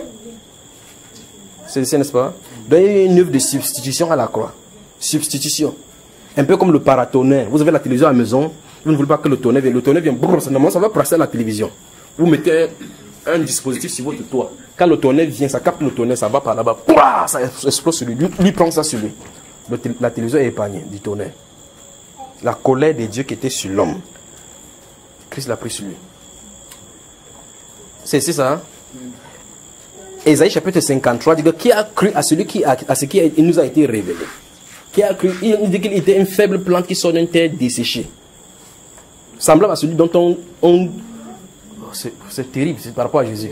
Mais la Bible déclare qu'il a plu à l'Éternel de le briser par la souffrance. Il a plu à l'Éternel de le briser par la souffrance. Et l'œuvre de l'Éternel, on dit par son sacrifice, le serviteur juste justifiera beaucoup d'hommes. Est-ce que vous comprenez? Donc, Dieu l'a brisé. On dit qu'il a été brisé pour notre iniquité. Le châtiment qui nous donne la paix est tombé sur lui. Et c'est pas ces méthodes que nous sommes guéris. Donc, Christ a été le substitut. On dit qu'il était sans péché, mais il n'a pas ouvert la bouche. Donc, le Seigneur Jésus a porté tout. Je vais vous montrer que je suis dans la vie quelque part doucement par rapport à ces romans-ci. Alors, nous voici, nous sommes en quelle année? 2015. Le maximum de quelqu'un ici est né à 1900 personnes. Il n'y a personne qui est né ici en 1900. Pas vrai? Donc en réalité, nous ne sommes pas encore vieux de 100 ans. Nous sommes d'accord? Donc nous sommes en 2015. Bon, prends ce frère. C'est terrible. Ça, les enfants peuvent prendre ça, il y a valeur là. Nous sommes en 2015. Donc ça fait pratiquement 2015 ans que Christ est mort. C'est ça? Ok. Maintenant, le maximum de nous ici, prenons au maximum comme 100 ans. Ça fait 100 ans que nous vivons. D'accord? Depuis les 100 ans que nous vivons, il était déjà mort, pas vrai? Alors, à quel moment il a sauvé ceux qui sont sauvés aujourd'hui?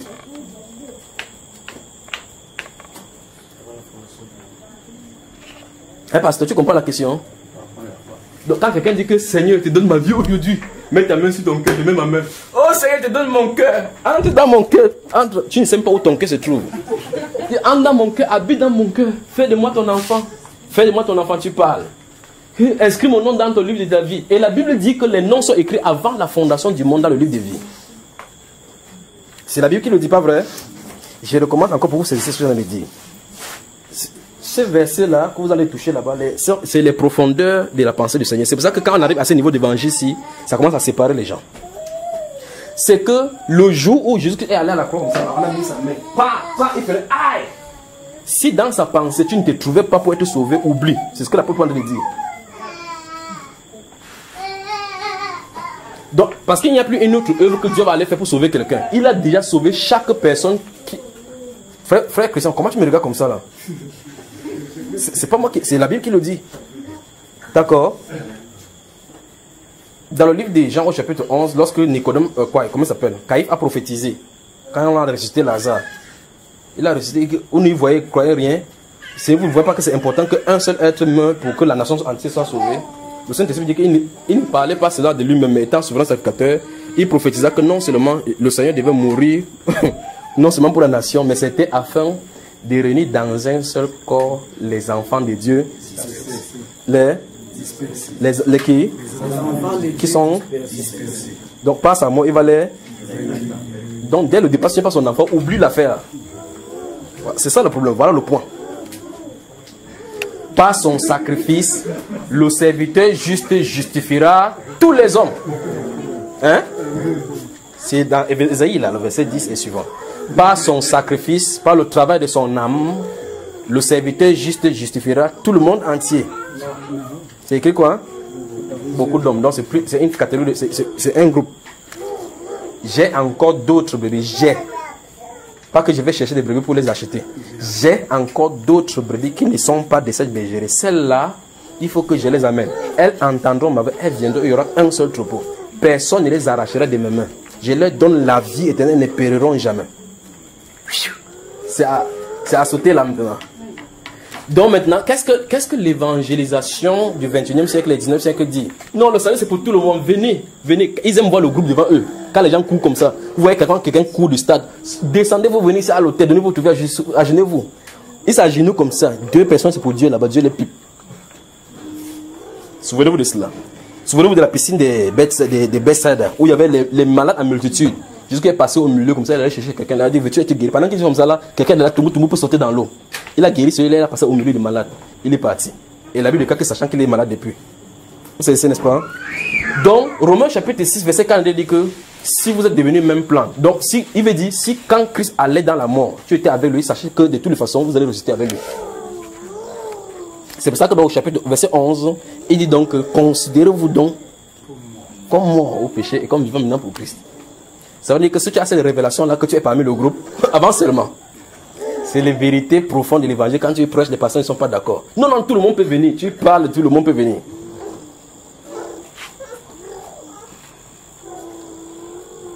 Ouais, il y a un problème, n'est-ce pas? Allons-y, je vais dire que je vais vous répéter, d'accord? J'ai dit vous répéter.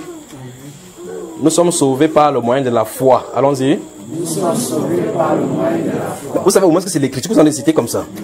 Vous savez au moins que c'est l'écriture. Vous savez que ce que j'en ai dit là, c'est l'écriture dans votre Bible. Si vous voulez appeler ça, ayez peur de votre Bible, c'est votre problème. Allons-y encore. Nous sommes sauvés au moyen de la foi. Nous sommes sauvés au moyen de la foi. Et c'est par grâce. Ça ne vient pas de vous. C'est un don de Dieu. Afin que personne ne se glorifie. Vous avez compris la mesure de ce que vous avez dit? Ça veut dire que pour que quelqu'un soit sauvé, il faut que Dieu lui donne d'être sauvé.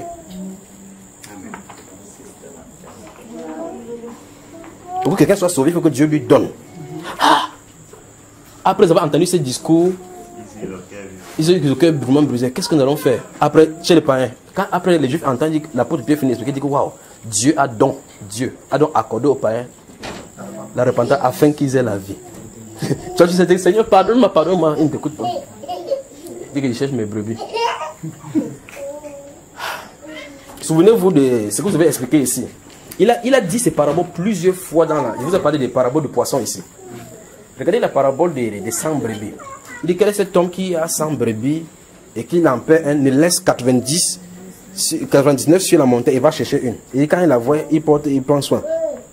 Alors, les bergers, si vous êtes dans les champs, eh bien, vous avez les animaux à la maison, comme le chien, le chat. Vous savez que les animaux connaissent leur maître. Même ceux qui ont la moto, quand c'est la voix de la moto de ton maître, le chien connaît. Quand il entend broum broum là-bas, il fait le zéro comme ça. Après, il dit que c'est mon maître, c'est mon maître, c'est mon maître. Une moto, si la moto du voisin passe, il lève la tête comme ça. La Bible déclare que mes brebis ne suivront pas un mercenaire. Les brebis ne suivront pas un mercenaire. Mais elles fuiront loin de lui parce qu'elles ne connaissent pas la voix des mercenaires. Alors, allez dans le troupeau, vous remarquez les Aoussa qui marchent avec les brebis et autres là-bas. Allez là-bas, observez-les comment. C'est parce que vous ne pouvez pas transporter la Bible dans le... Quand je m'assois quelque part, je les vois travailler, j'observe, je vais dans la Bible. Observez. Une brebis il fait... Il se retourne. Quand il tend le bateau au sol, il comprend ce qu'il veut dire. Pourtant, il n'est pas en train de le regarder. Mais il entend la voix de son maître. Passe la route, il dit, brebis, quitte la route, quitte la route. Il ne connaît pas ce genre de voix là.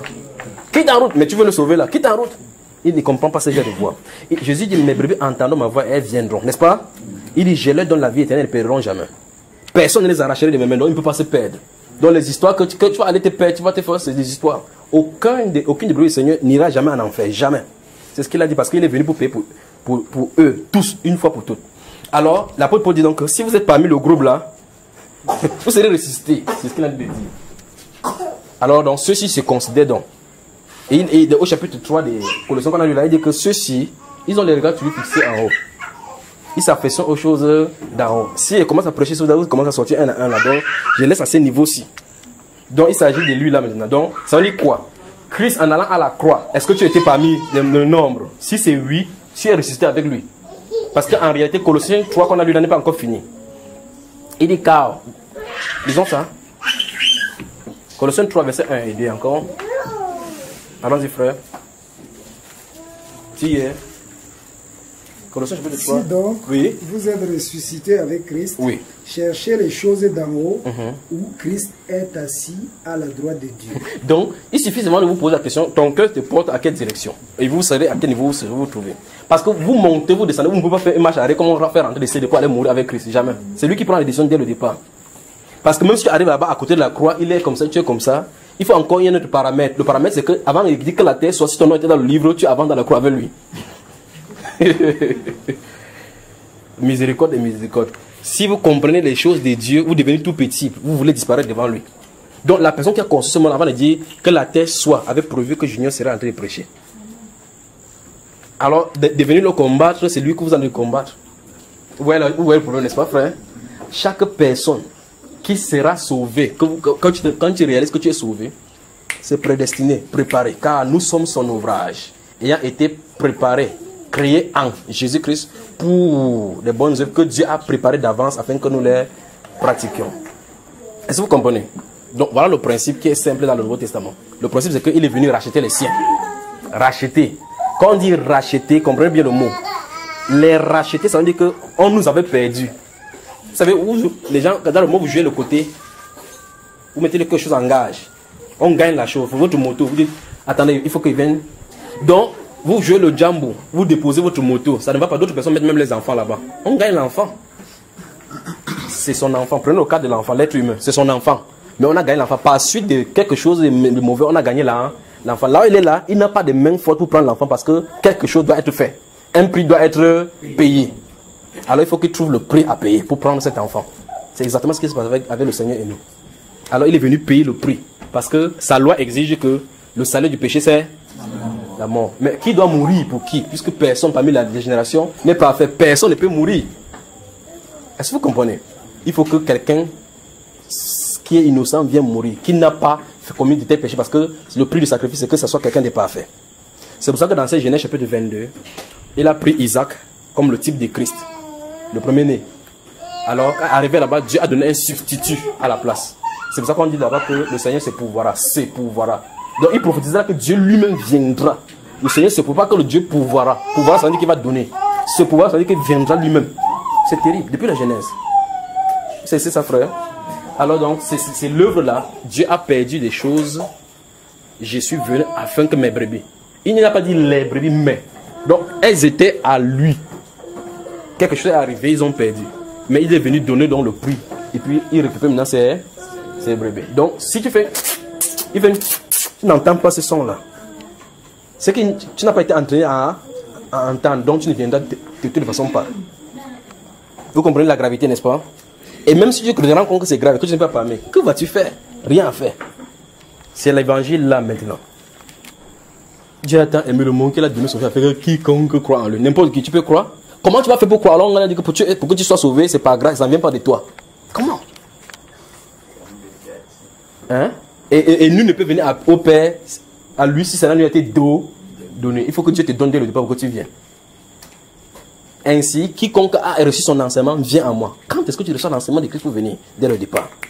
Quelque chose est dans ton cœur, enfoui dans ton cœur, que tu viendras. Tu sais tout simplement que tu vas venir. Que le Seigneur vous bénisse. Amen. Donc je crois que j'ai épuisé toutes les questions, n'est-ce pas, frère? Ou bien tu avais dit qu'il y avait une deuxième. Oui, prenons ici, oui. Ce que vous êtes en train de dire, que les enfants de Dieu sont là fixés. Oui. Avant la fondation du monde. Oui. Bon, quand je regarde un peu Marc, chapitre 16, à partir du verset 15. Ouais, 15. J'ai proclamé la bonne nouvelle à toute la création. Oui. Celui qui croira Oui. et qui sera baptisé sera sauvé. Oui. Mais celui qui ne croira pas sera condamné. Oui. Donc je veux alors savoir, celui qui croira Oui. sera baptisé, celui qui croira sera sauvé et baptisé. Donc, C'est sur ces enfants-là, quand ils croient, ils sont cette baptisés. nuance-là, c'est cette nuance-là que je veux. C'est quand tu regardes, c'est ceux-là qui croient et qui sont baptisés. Les autres qui ne croient pas, ils sont condamnés pour cela. On est d'accord, n'est-ce pas? Maintenant, quand tu lis ça, tu as comme l'impression que quand tu viens, c'est comme si c'est ouvert à tout le monde, pas vrai? Hein? Vous pouvez me donner encore quelques minutes. Maintenant, 1 Timothée. Ouvrez en parallèle 1 Timothée chapitre 2 avec Romains chapitre 9. Je vais vous faire quelque chose là maintenant.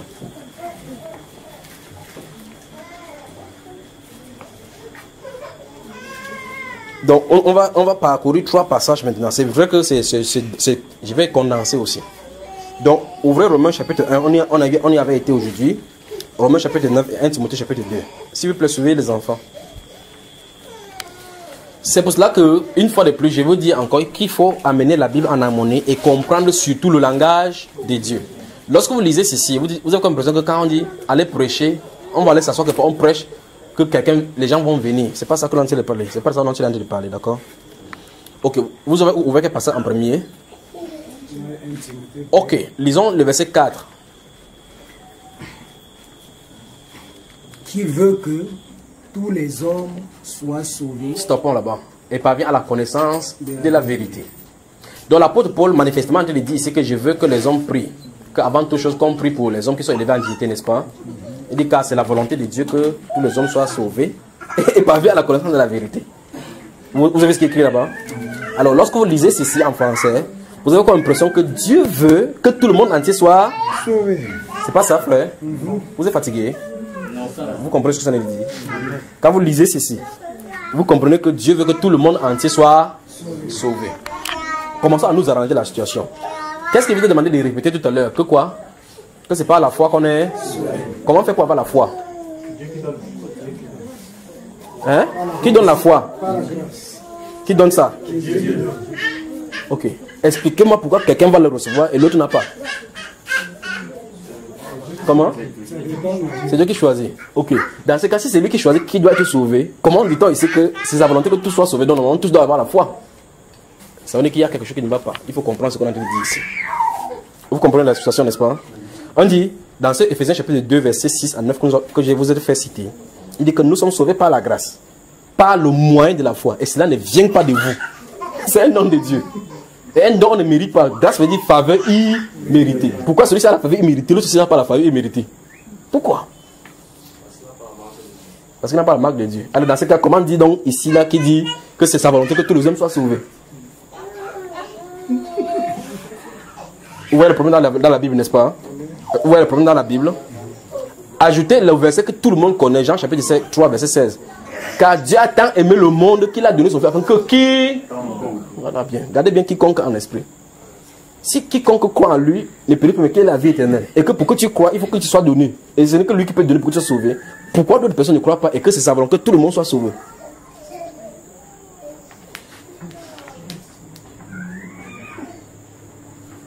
Pasteur, il faut l'enseignement au pasteur. Romains chapitre 9. Donc, vous gardez ceci à l'esprit. Donc, soulignez dans votre... pour vous indiquer, pour vous aider, allez dans ce 1 Timothée 2 ici, écrivez Romains 9 et Romains 1 là-dessus, avec Jean chapitre 3, verset 15, verset 16. Pour que lorsque vous allez lire chaque fois arriver là-bas, que ça ne soit plus des pieds d'achoppement pour vous. D'accord? Maintenant, on va aller au niveau d'une chose. On va se poser la question. Vous avez écrit, il dit Romains 9 à côté. C'est par souligner tous les hommes. Parce qu'on dit clairement que car c'est la volonté de Dieu que tous les hommes soient sauvés et parviennent à la connaissance de la vérité. Qui parvient à la connaissance de la vérité? Que la vérité c'est qui? C'est Christ. Et lui se tient là-bas debout, il dit que personne ne connaît le Père, c'est le Fils, ou celui à qui le Fils veut le révéler. On dit qu'il veut que tout le monde sache. Il cache seulement pour révéler. Après il dit qu'à vous, il vous a été donné de comprendre, mais à eux de regarder sans voir. C'est quel genre de jeu qui nous joue ici là dans la Bible?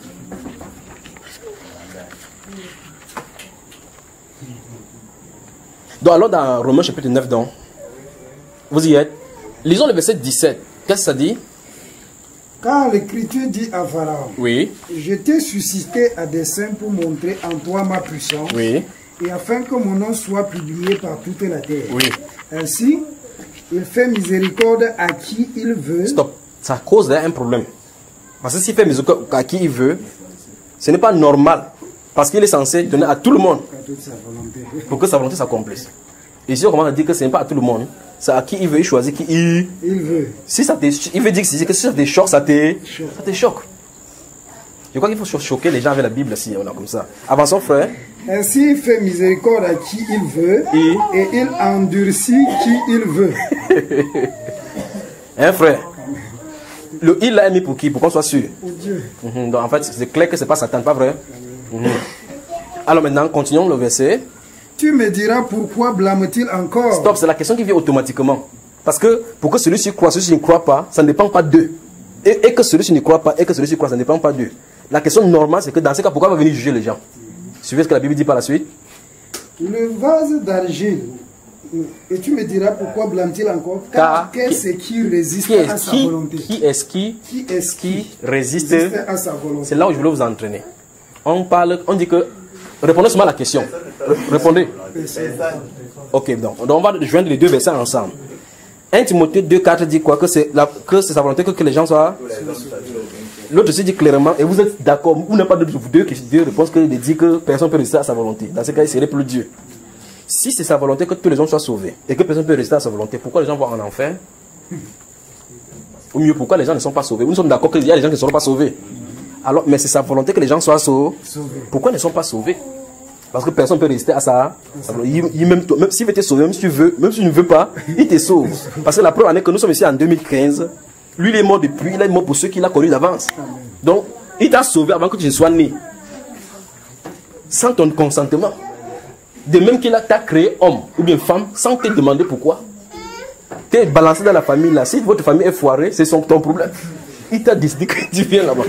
Il a choisi ta couleur. Quand tu regardes dans le film, c'est pour ça que tu vois les filles commencent à changer de peau. Parce qu'elles souhaiteraient être là-bas. Mais Dieu l'a mis là-bas. Qu'est-ce que tu vas faire pour changer? Alléluia. Alors, on se trouve donc dans une situation où vous devez amener la Bible et comprendre le langage du Seigneur. Qu'est-ce qu'il veut dire par tous les hommes? Qu'est-ce qu'il veut dire par c'est la volonté que tous les hommes soient sauvés? Encore, je vous avais dit ici que faites attention avec le mot sauver. Parce que sauver qui ici, ce n'est pas par rapport au salut. D'accord? Quand vous voyez sauver en français, vous dites que non, voici ça, il a dit que tu es sauvé. Dans Jean, Marc chapitre 16, que tu as dit tout à l'heure là, que celui qui croit qu'il s'est baptisé sera sauvé. Il s'agit du salut là-bas. Mais ici, il ne s'agit pas du salut. Vivre dans la paix. Vous voyez là, n'est-ce pas? C'est... Vivre dans la paix, la tranquillité. Vous voyez que le frère a compris le langage du Seigneur. Ok, maintenant, regardons. Il dit que c'est sa volonté de Dieu que tous les hommes soient sauvés. Ici, qui est-ce qui résiste à sa volonté? Parce qu'en fait, il y a une réalité entre les deux, c'est que les gens ne seront pas sauvés, ça c'est clair. On est d'accord, non? Le verset suivant, c'est que le frère dit, ça marche vraiment en harmonie avec Romains 12 et 18. Avec Romains 12, verset 18. Amen. On avance. Ok, c'est la volonté de Dieu. On dit d'abord au verset 17 de Romains 7 que il fait miséricorde à qui il veut. Il endurcit qui il veut. Car l'Écriture dit à Moïse que je ferai miséricorde, j'ai suscité ce Pharaon à dessein. Donc Pharaon est né, il a dit que tu seras roi. Je vais te faire d'abord, si vous regardez l'histoire dans Exode 7, il dit que va dire à Moïse, à Pharaon, ainsi parle le Dieu des Hébreux, laisse partir mon peuple pour qu'il m'adore, pour qu'il fasse 3 jours dans le mar pour m'adorer. Voici, je vais endurcir son cœur et il ne laissera point partir. Dieu lui dit ce qu'il va lui dire et lui dit ce qu'il lui va faire pour qu'il ne fasse pas. Quand Pharaon est dans son palais, Moïse fait comme ça, tchouan, ainsi parle l'Éternel, laisse partir mon peuple, le Dieu des Hébreux. Il dit que regarde comment celui-ci. Le Dieu des Hébreux, c'est qui? Lui, c'est qui ici dehors? Quand il dit lui, c'est qui ici dehors, c'est celui-là qui nous dit faire pour qu'il dise que lui, c'est qui ici dehors. C'est ce que Dieu nous dit là. Donc Dieu lui dit que va dire à Pharaon que laisse partir mon peuple. Je vais endurcir son cœur pour qu'il ne laisse pas partir, pour que mon nom soit glorifié. Vous comprenez Dieu là? Romains chapitre 1.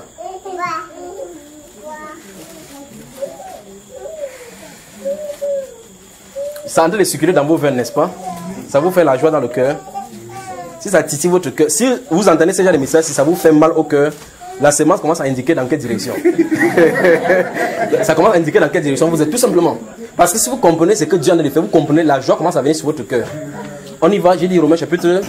Prenons à partir du verset 9 en descendant. Quelqu'un lit. Dieu que je sais en mon esprit dans l'évangile de son Fils, Oui. mes témoins que je fais sans cesse mention de vous, Oui. demandant continuellement dans mes prières d'avoir enfin, par sa volonté, le bonheur d'aller vers vous. Oui. Car je désire vous voir pour vous communiquer quelques dons spirituels, afin que vous soyez affermis. Oui. Ou plutôt afin que nous soyons encouragés ensemble au milieu de vous par la foi qui nous est commune, à vous et à moi. Je ne veux pas vous laisser ignorer. Écoutez frère, très bien maintenant ce que l'apôtre Paul va dire. je ne veux pas vous laisser ignorer, frère, que j'ai souvent formé le projet d'aller vous voir afin de recueillir quelques fruits parmi vous, comme parmi les autres nations, mais j'en ai été empêché jusqu'ici. Je me dois aux Grecs et aux barbares, aux savants et aux ignorants. Oui. Ainsi, j'ai un vif désir de vous annoncer aussi l'évangile à vous qui êtes à Rome. Car, Oui, frère. Lis le dernier, puis je donne un autre verset. car je n'ai point honte de l'évangile, c'est une puissance de Dieu pour le salut de quiconque croit. Ça fait mal à l'oreille là. Donc maintenant, regardez, l'apôtre Paul a indiqué aux Romains qui veulent venir vers eux. Il dit que j'ai un devoir vers les sages, les intelligents, les juifs, n'est-ce pas? Tous les autres. Parce qu'il veut venir pour communiquer quelque chose. Après, il a vu que, il a déclaré quelque chose qu'on peut dire qu'il a laissé glorifier. Il dit que, ou plutôt pour que nous soyons enfermés les uns les autres. Il vient de déclarer quelque chose de terrible. Il vient pour vous communiquer des dons spirituels. Communiquer des dons spirituels, frère. Ce n'est pas encore là, c'est pas encore là. Rentrons alors au verset 3 en descendant jusqu'au verset 8. Disons quelque chose, vous allez voir. Et qui concerne son fils, né de la postérité de David selon la chair, Oui. et déclaré fils de Dieu avec puissance, selon l'esprit de sainteté, Oui. par sa résurrection d'entre les morts, Oui. Jésus-Christ notre Seigneur, Oui. par qui nous avons reçu la grâce et l'apostolat. Écoutez très bien maintenant, c'est ici. Donc en fait, voici le verset que je voulais vous amener là-bas. Donc dans ce 1 Timothée 2 là, 4, vous avez noté Romains 9, 17 à suivant, n'est-ce pas? Notez le verset ici, d'accord? Le verset 5 de Romains. Maintenant, écoutez bien. Il dit que Jésus-Christ a été déclaré fils de Dieu par la puissance, par la résurrection d'entre les morts, les morts, n'est-ce pas? Il dit par lui donc, ils ont reçu par la grâce l'apostolat. Il va dire quelque chose de terrible pour amener en son nom à l'obéissance de la foi tous les païens. Stoppons là-bas. Souligner tous les païens.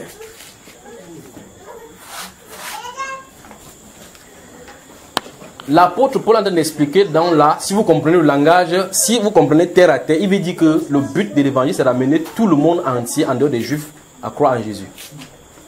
C'est possible ça? Hein? Ah, il dit, dis-moi si c'est possible. Ok.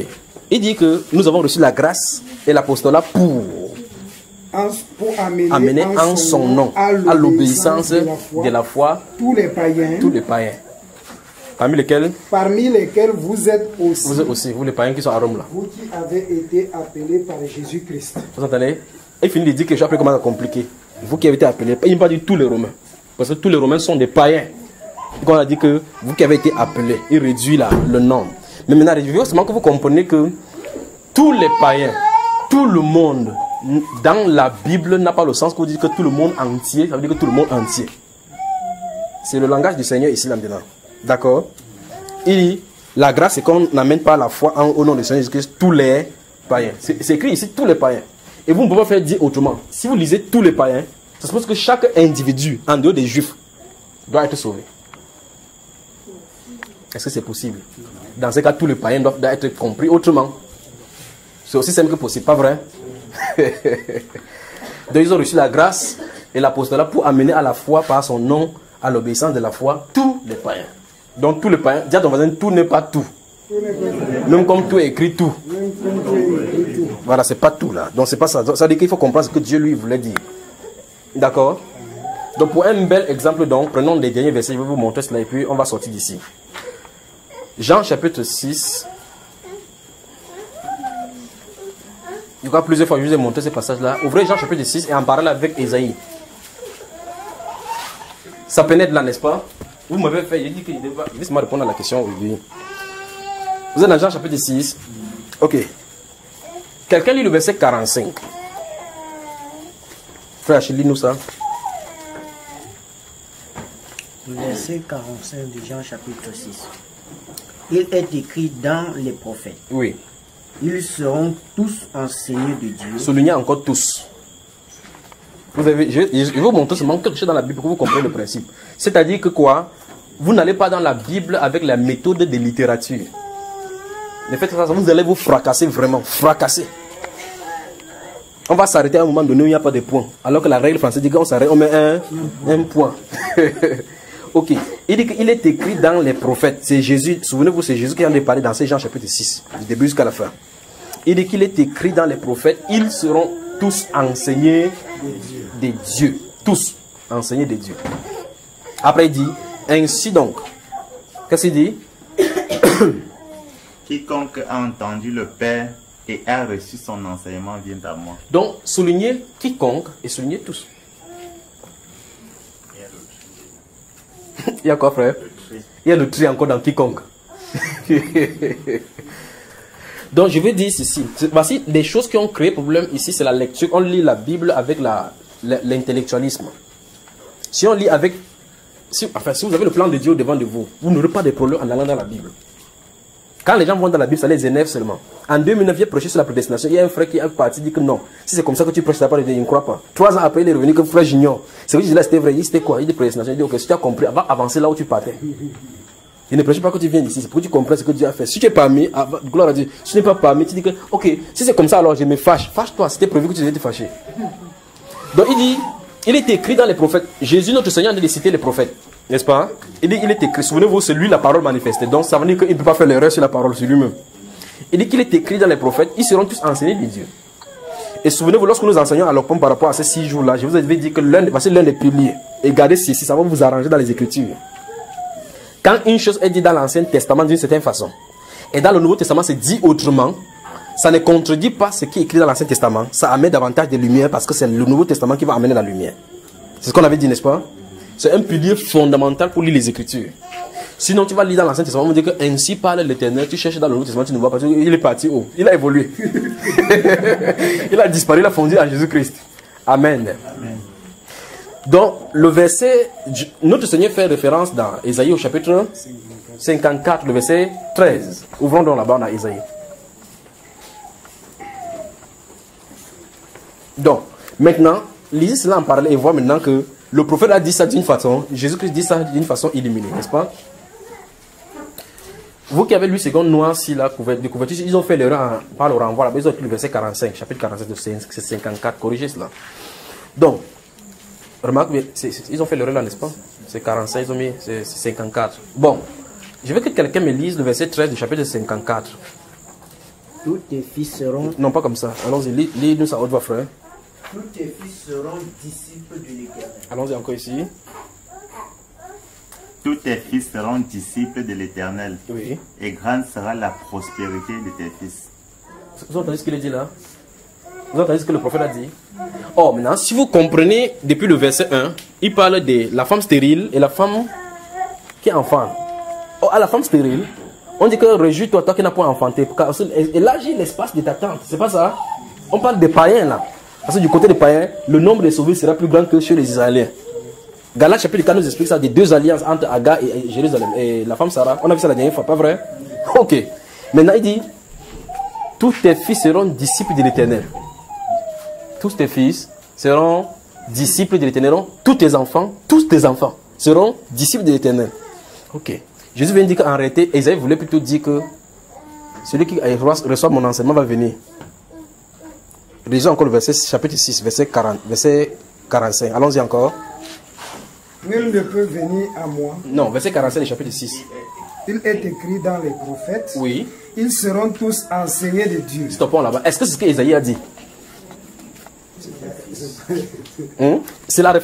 Jésus a cité Isaïe.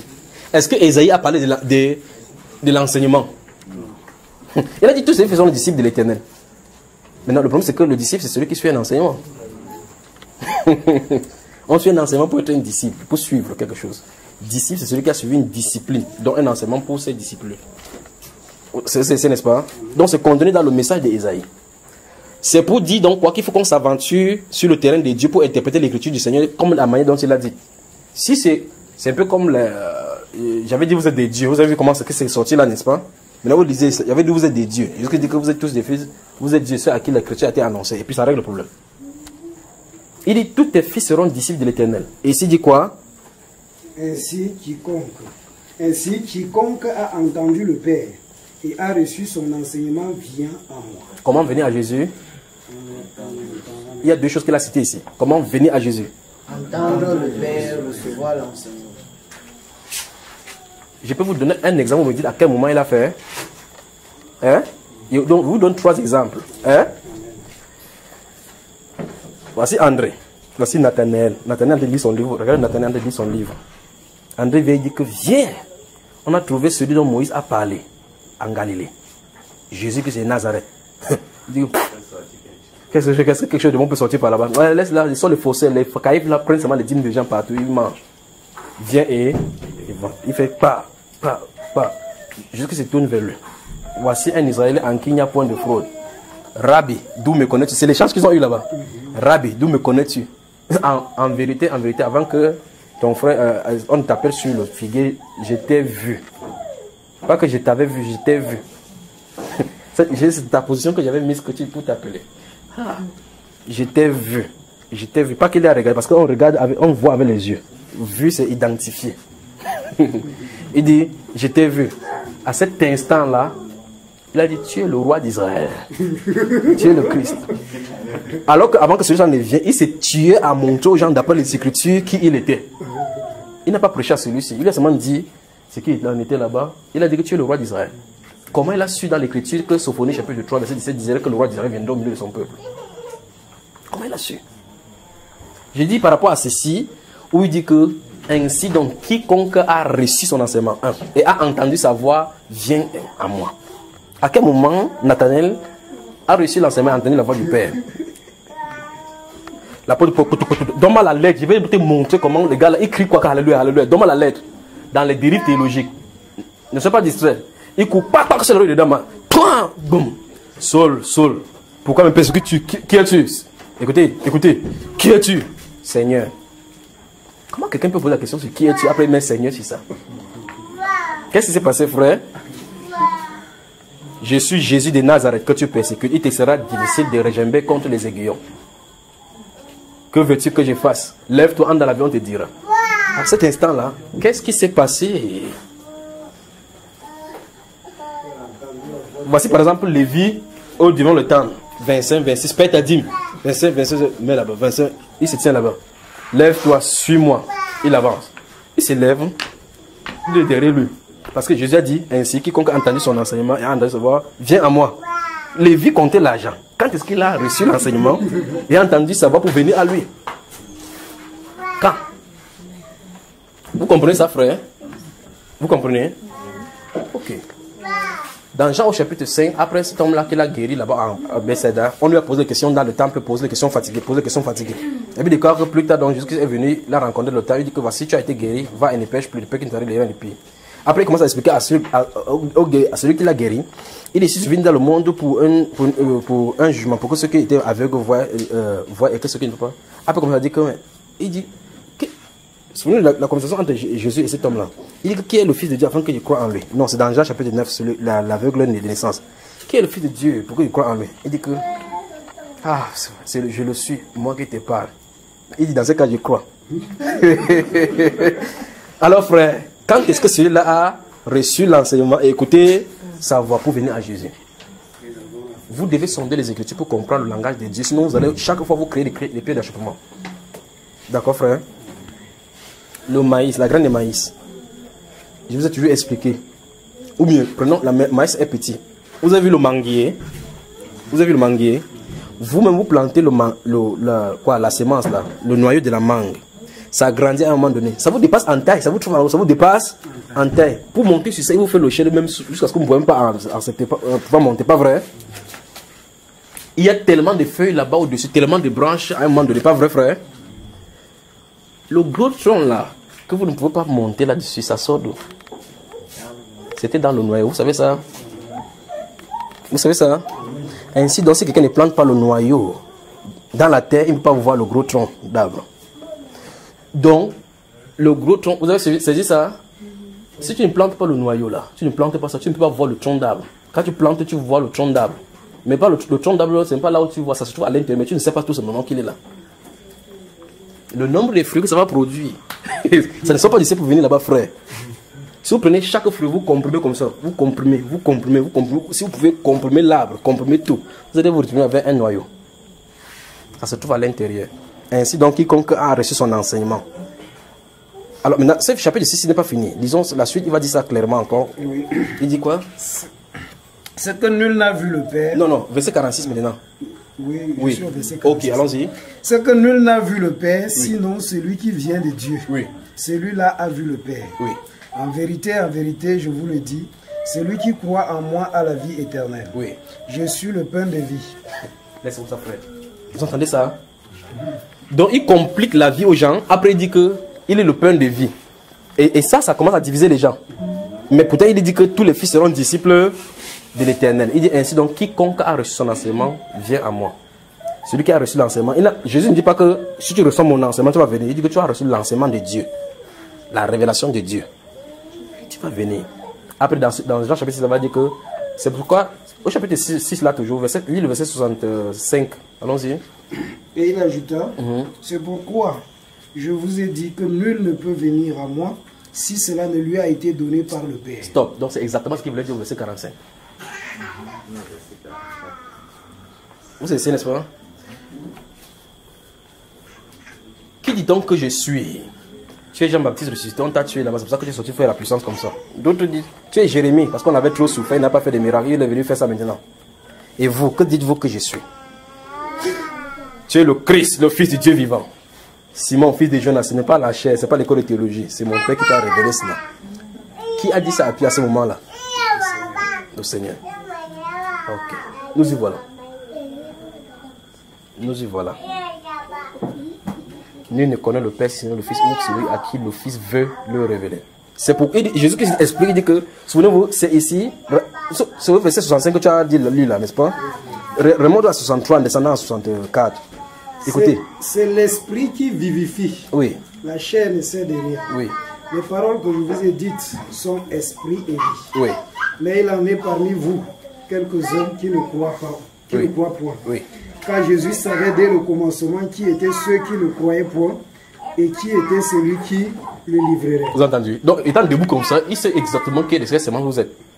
Le problème, c'est que toi et moi, en tant que prédicateur, on ne sait pas qui est qui. C'est pour ça que pour nous, il a donné le parabole du filet, comme je vous ai expliqué ici. Donc, notre rôle, c'est de jeter le filet, attraper. Si lui veut le manjanga, et que tu n'es pas le manjanga dans le filet, tant pis pour toi. D'accord, les frères?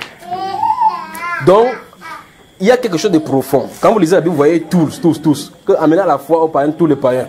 Faites attention, c'est pas ce qu'il a dit de dire. Et maintenant, si vous regardez le livre de Pierre dit quoi? Que la pierre qu'on rejetait, ceux qui bâtissaient est devenu la pierre, est devenue la principale des langues. Il dit que, il dit l'apôtre Pierre là, celui qui a expliqué, il dit que ici, vous n'avez pas, et c'est là qu'ils ont été, vous entendez ça? Ils ont été destinés à faire quoi? Prenons Actes des Apôtres chapitre 13. Actes des Apôtres chapitre 13.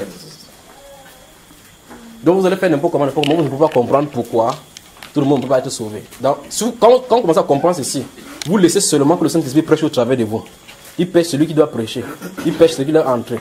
Vous êtes dans Actes chapitre 13, je vais m'arrêter ici là maintenant. Vous y êtes? Le verset 48, frère Ferrand, lis-nous ça. Verset 48. Les païens se réjouissaient en entendant cela. Oui. Ils glorifiaient la parole du Seigneur et tous ceux qui étaient destinés à la vie éternelle crurent. Vous avez entendu ça?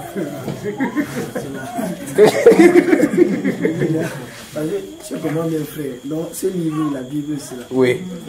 C'est un niveau vraiment, Dieu sait comment ici là écrit cela.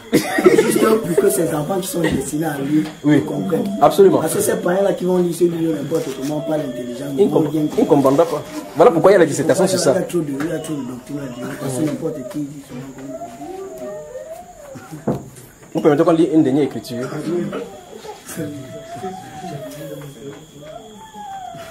On dit une dernière écriture. C'est l'affaire de C'est la fête d'enseigner là qui le Seigneur, avec le cœur de l'homme, c'est comme un ordinateur qui a vraiment une installation, il fait installation, papa. Ça va. Comment, si vous voudrez que vous avez votre grain de maïs, vous voulez plutôt le manguer, comment vous pouvez faire que la grain de maïs devienne le manguer? Vous avez la possibilité. Déjà, ton voisin, si tu as la semence de maïs, tu n'auras que le maïs. Donc, le type de semence qui a été planté en toi dès le départ, c'est ça qui pousse. C'est aussi simple que possible. Le type de semence qui a été planté en toi dès le départ, c'est ça qui va pousser. Actes chapitre 4.